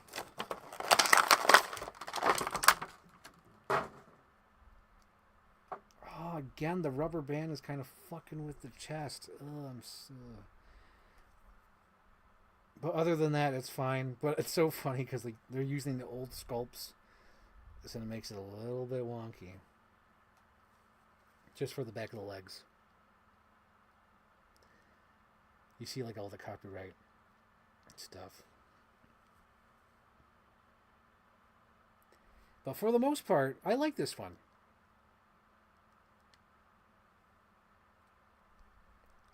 As Kevin Nash would say, I have no problem. I have no problem with this Two-Face figure. It does what it is. He looks like Two-Face. It looks good enough for me. The cell shading works with this figure, in my opinion. Much better than both Riddler and Batgirl. But, you know, I never had a problem with the Two-Face figure. I never had a problem. So there it is. And just to see them side by side. Wet hands. We blow your head wide open. So good. Sound count. Alright. Is that it? I got his card out. Captain Iron Dog. I'm getting tired. I'm tired. I'm doing this for 2 hours and 42 minutes. Oh my god. Oh my god. Okay, Captain Iron Dog. Let's bring it on home. So, Mezco. Gotta make sure I get it right because I got it wrong when I tweeted about it.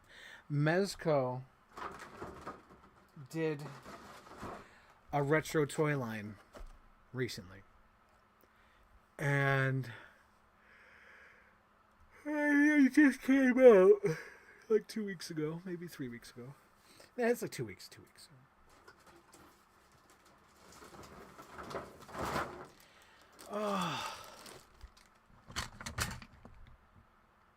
Oh my god, you're trying to blame me? You're blaming me for this, Captain Iron Dog? I'm blaming you for this. Hey man, you're the one who held on to these figures. Oh my god. Going all Uncle Ben on me. And don't start up with me. So anyway, about 2 weeks ago, 2 weeks ago, I got these figures and I'm like, oh, these are great. And I was expecting like a box, like a big box. But when I got the box, it was tiny. I'm like, oh no, these are smaller than I anticipated. And I should have known, but like these are like literally 3-inch figures. And these are amazing. So this is the Joker. And it's homaging the Kenner toy line from the 90s. He comes with different arms, different hat, a knife, and a laughing fish. I forgot the tune. And then Robin, another 3-inch figure. He comes with his little cat o' nine tails, like whip thing. Looks like a batarang, an arm, and a smiling head. Put on a smiling face. And then Selena Kyle. I like how it says, like, with cat and whip, and meanwhile it's ISIS, but I guess people are still iffy on the ISIS word, so... Because ISIS is the name of her cat. She comes with the whip, necklace, alternate head, 2 arms. And then... we have Batman. With his goggles, his googlies, and his batter... what do you call it? Bat lapel thing. Dude, I know I tweeted about it, but every time when he shot his little bat lapel thing, I love it. I love it. But yeah, this is for 18 ages and up, not a toy for children, intended for adult collectors only. I'm not kidding. That's what it actually says in the box. And then each one has a long-ass bio. So since we have Batman with Batarang, let's see what it says. Batman is the legendary crime-fighting hero of Gotham, equipped with a Batarang and a grappling gun. The masked vigilante will stop at nothing to restore order into the city and protect its good, honest citizens against evil. This is from Mezco Toys and from 2024, so they come from this year. And this is the Batman figure. Now I'm contemplating if I should even open these, because I do like the layout. You know what? I don't, since I'm so unsure right now, and since I've already been sitting on them, I might not open them, so I'll just go through each one, you know, like I did with this one, because I do like the accessories. If I were to pose him, I'd probably pose him with his little grapple gun. That's what I would do. Yeah, I'm just unsure. I'm unsure, because I might hang him on the wall. That might be a nice thing. I don't know. Still thinking about it. So that's why I'm like, okay, I might not. So we'll read Catwoman next. Catwoman, a perfectly skilled criminal and thief, born into a wealthy family whose real identity is Selina Kyle. She became the anti-heroine called Catwoman, accompanied by her favorite cat, Isis, that they don't list. And whip in hand, she is willing to take matters into her own hands. And there's her accessories. Again, I think I might hang him on the wall.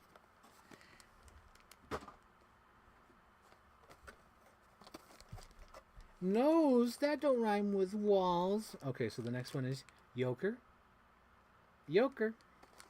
The Joker, the eccentric clown prince of crime, and one of Batman's deadliest arch enemies, weaving his sinister jokes and pranks into heinous crimes in his attempts to take over Gotham City. Joker action figure. And there's his little accessories. His bare necessities, the simple bare necessities. So there's that. And then Robin. How did Anthony put it? Things change. I changed. The game's over, Batman. I quit.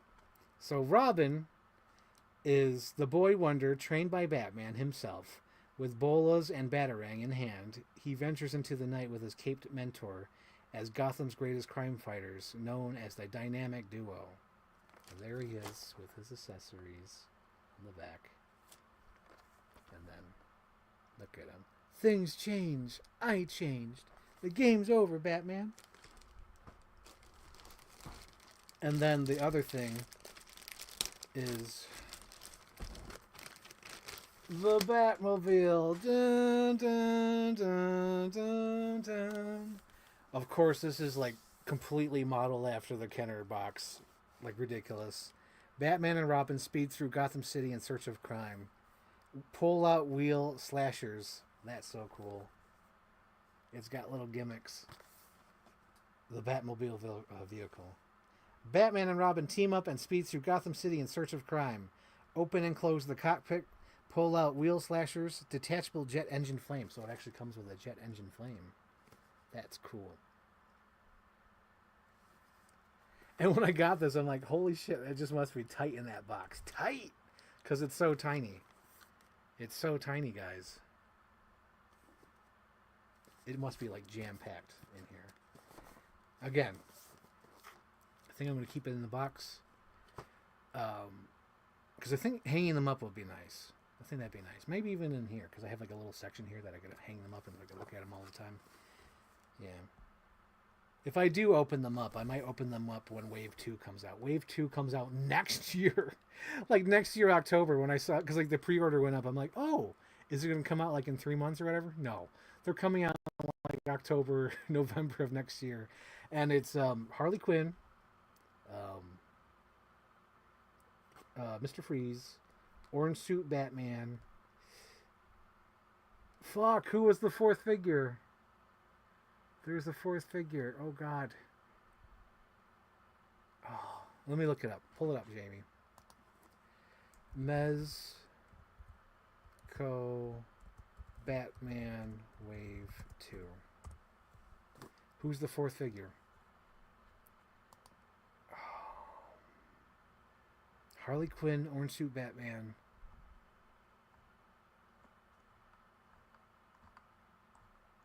Come on. Animated series.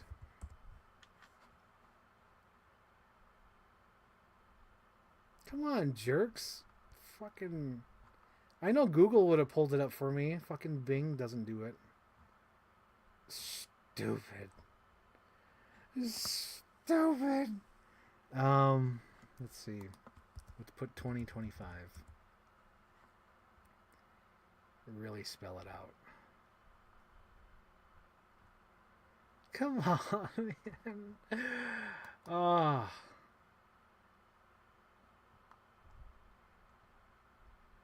Okay, so I gotta go to Google, because Google will actually give me it. I know it will.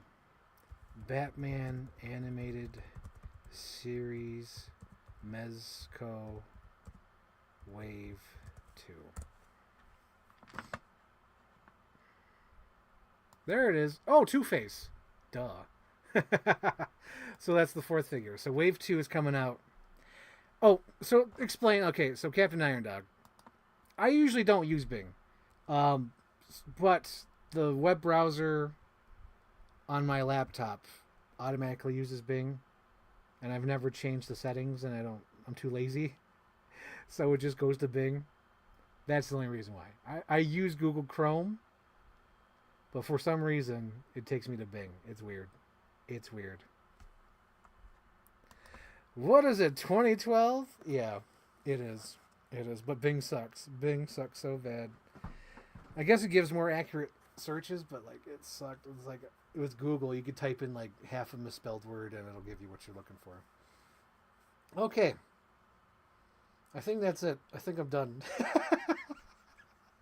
I couldn't even open my 3-inch Batman figures. I was like, maybe I should keep them in the box. Not only that, but like they have good accessories and I don't want to lose them here. So if I do open them, I'd rather be ready with baggies. Because these ones, I don't care. I don't give a fuck about, McFarlane's Two-Face hands. Those can go in a box somewhere and get mixed in with other pieces. But like the Mezco, I kind of want to keep them nice. Let's see, what else? Is there anything else? I want to make sure I'm not missing anything. All right. No, wait, I almost forgot something. Forgot the Riddler's card and base. Oh my gosh, we're gonna do this. We're gonna wrap it up. We gotta do it right, guys. We gotta do it right. And we're almost at the 3-hour mark. We'll wrap it up at the 3-hour mark. Okay. All right. The base and card are off. So I want to wish everyone a Merry Christmas. Thank you for hanging out with me for these 3 hours, or if you're going to watch this back. Thank you for hanging out. Thank you for showing up. It's been real fun. Hope everyone has a Merry Christmas. Be sure to tune in on December 26th, I believe at 6:30, maybe 6 o'clock, I forget what time. But me and Sarah are doing a show. We're going to talk about 3 movies. We're going to talk about Die Hard, Home Alone, and 8 Crazy Nights. And that should be fun.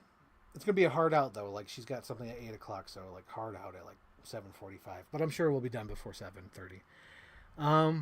So, Captain Iron Dog, look up the Alien toy sets. I think that you'll like it. You'll enjoy it. I'm fucking tired. I've been up since 6 a.m. this morning because I had to go to work. Oh my gosh. Okay, so tune in Thursday. That'll probably be the last episode before the new year. I might do a new year episode. I don't know. Maybe I'll talk about like movies or something. Like, like my top, movies. I might do that. But yeah, this is going to be interesting. This whole room is full of boxes. I don't know how I'm going to get out. Hang on. There it is. How am I going to get out? How am I going to get out of here? I'm surrounded by all my boxes. Merry Christmas, Frank. Thank you. Merry Christmas, Captain Iron Dog. Merry Christian Kim Christmas to you, specifically. Merry Christmas to Christian Kim if you come back to this. Merry Christmas to Kate Fisher. Merry Christmas To Marcus Mayers, Merry Christmas to Disney James. Merry Christmas to everyone who's tuned in tonight and everyone who watches this later. And we're at the 3-hour mark. We did it, guys. We did it. And just to close it off on the right foot. Bum bum bum bum bum bum bum bum bum bum bum bum bum bum.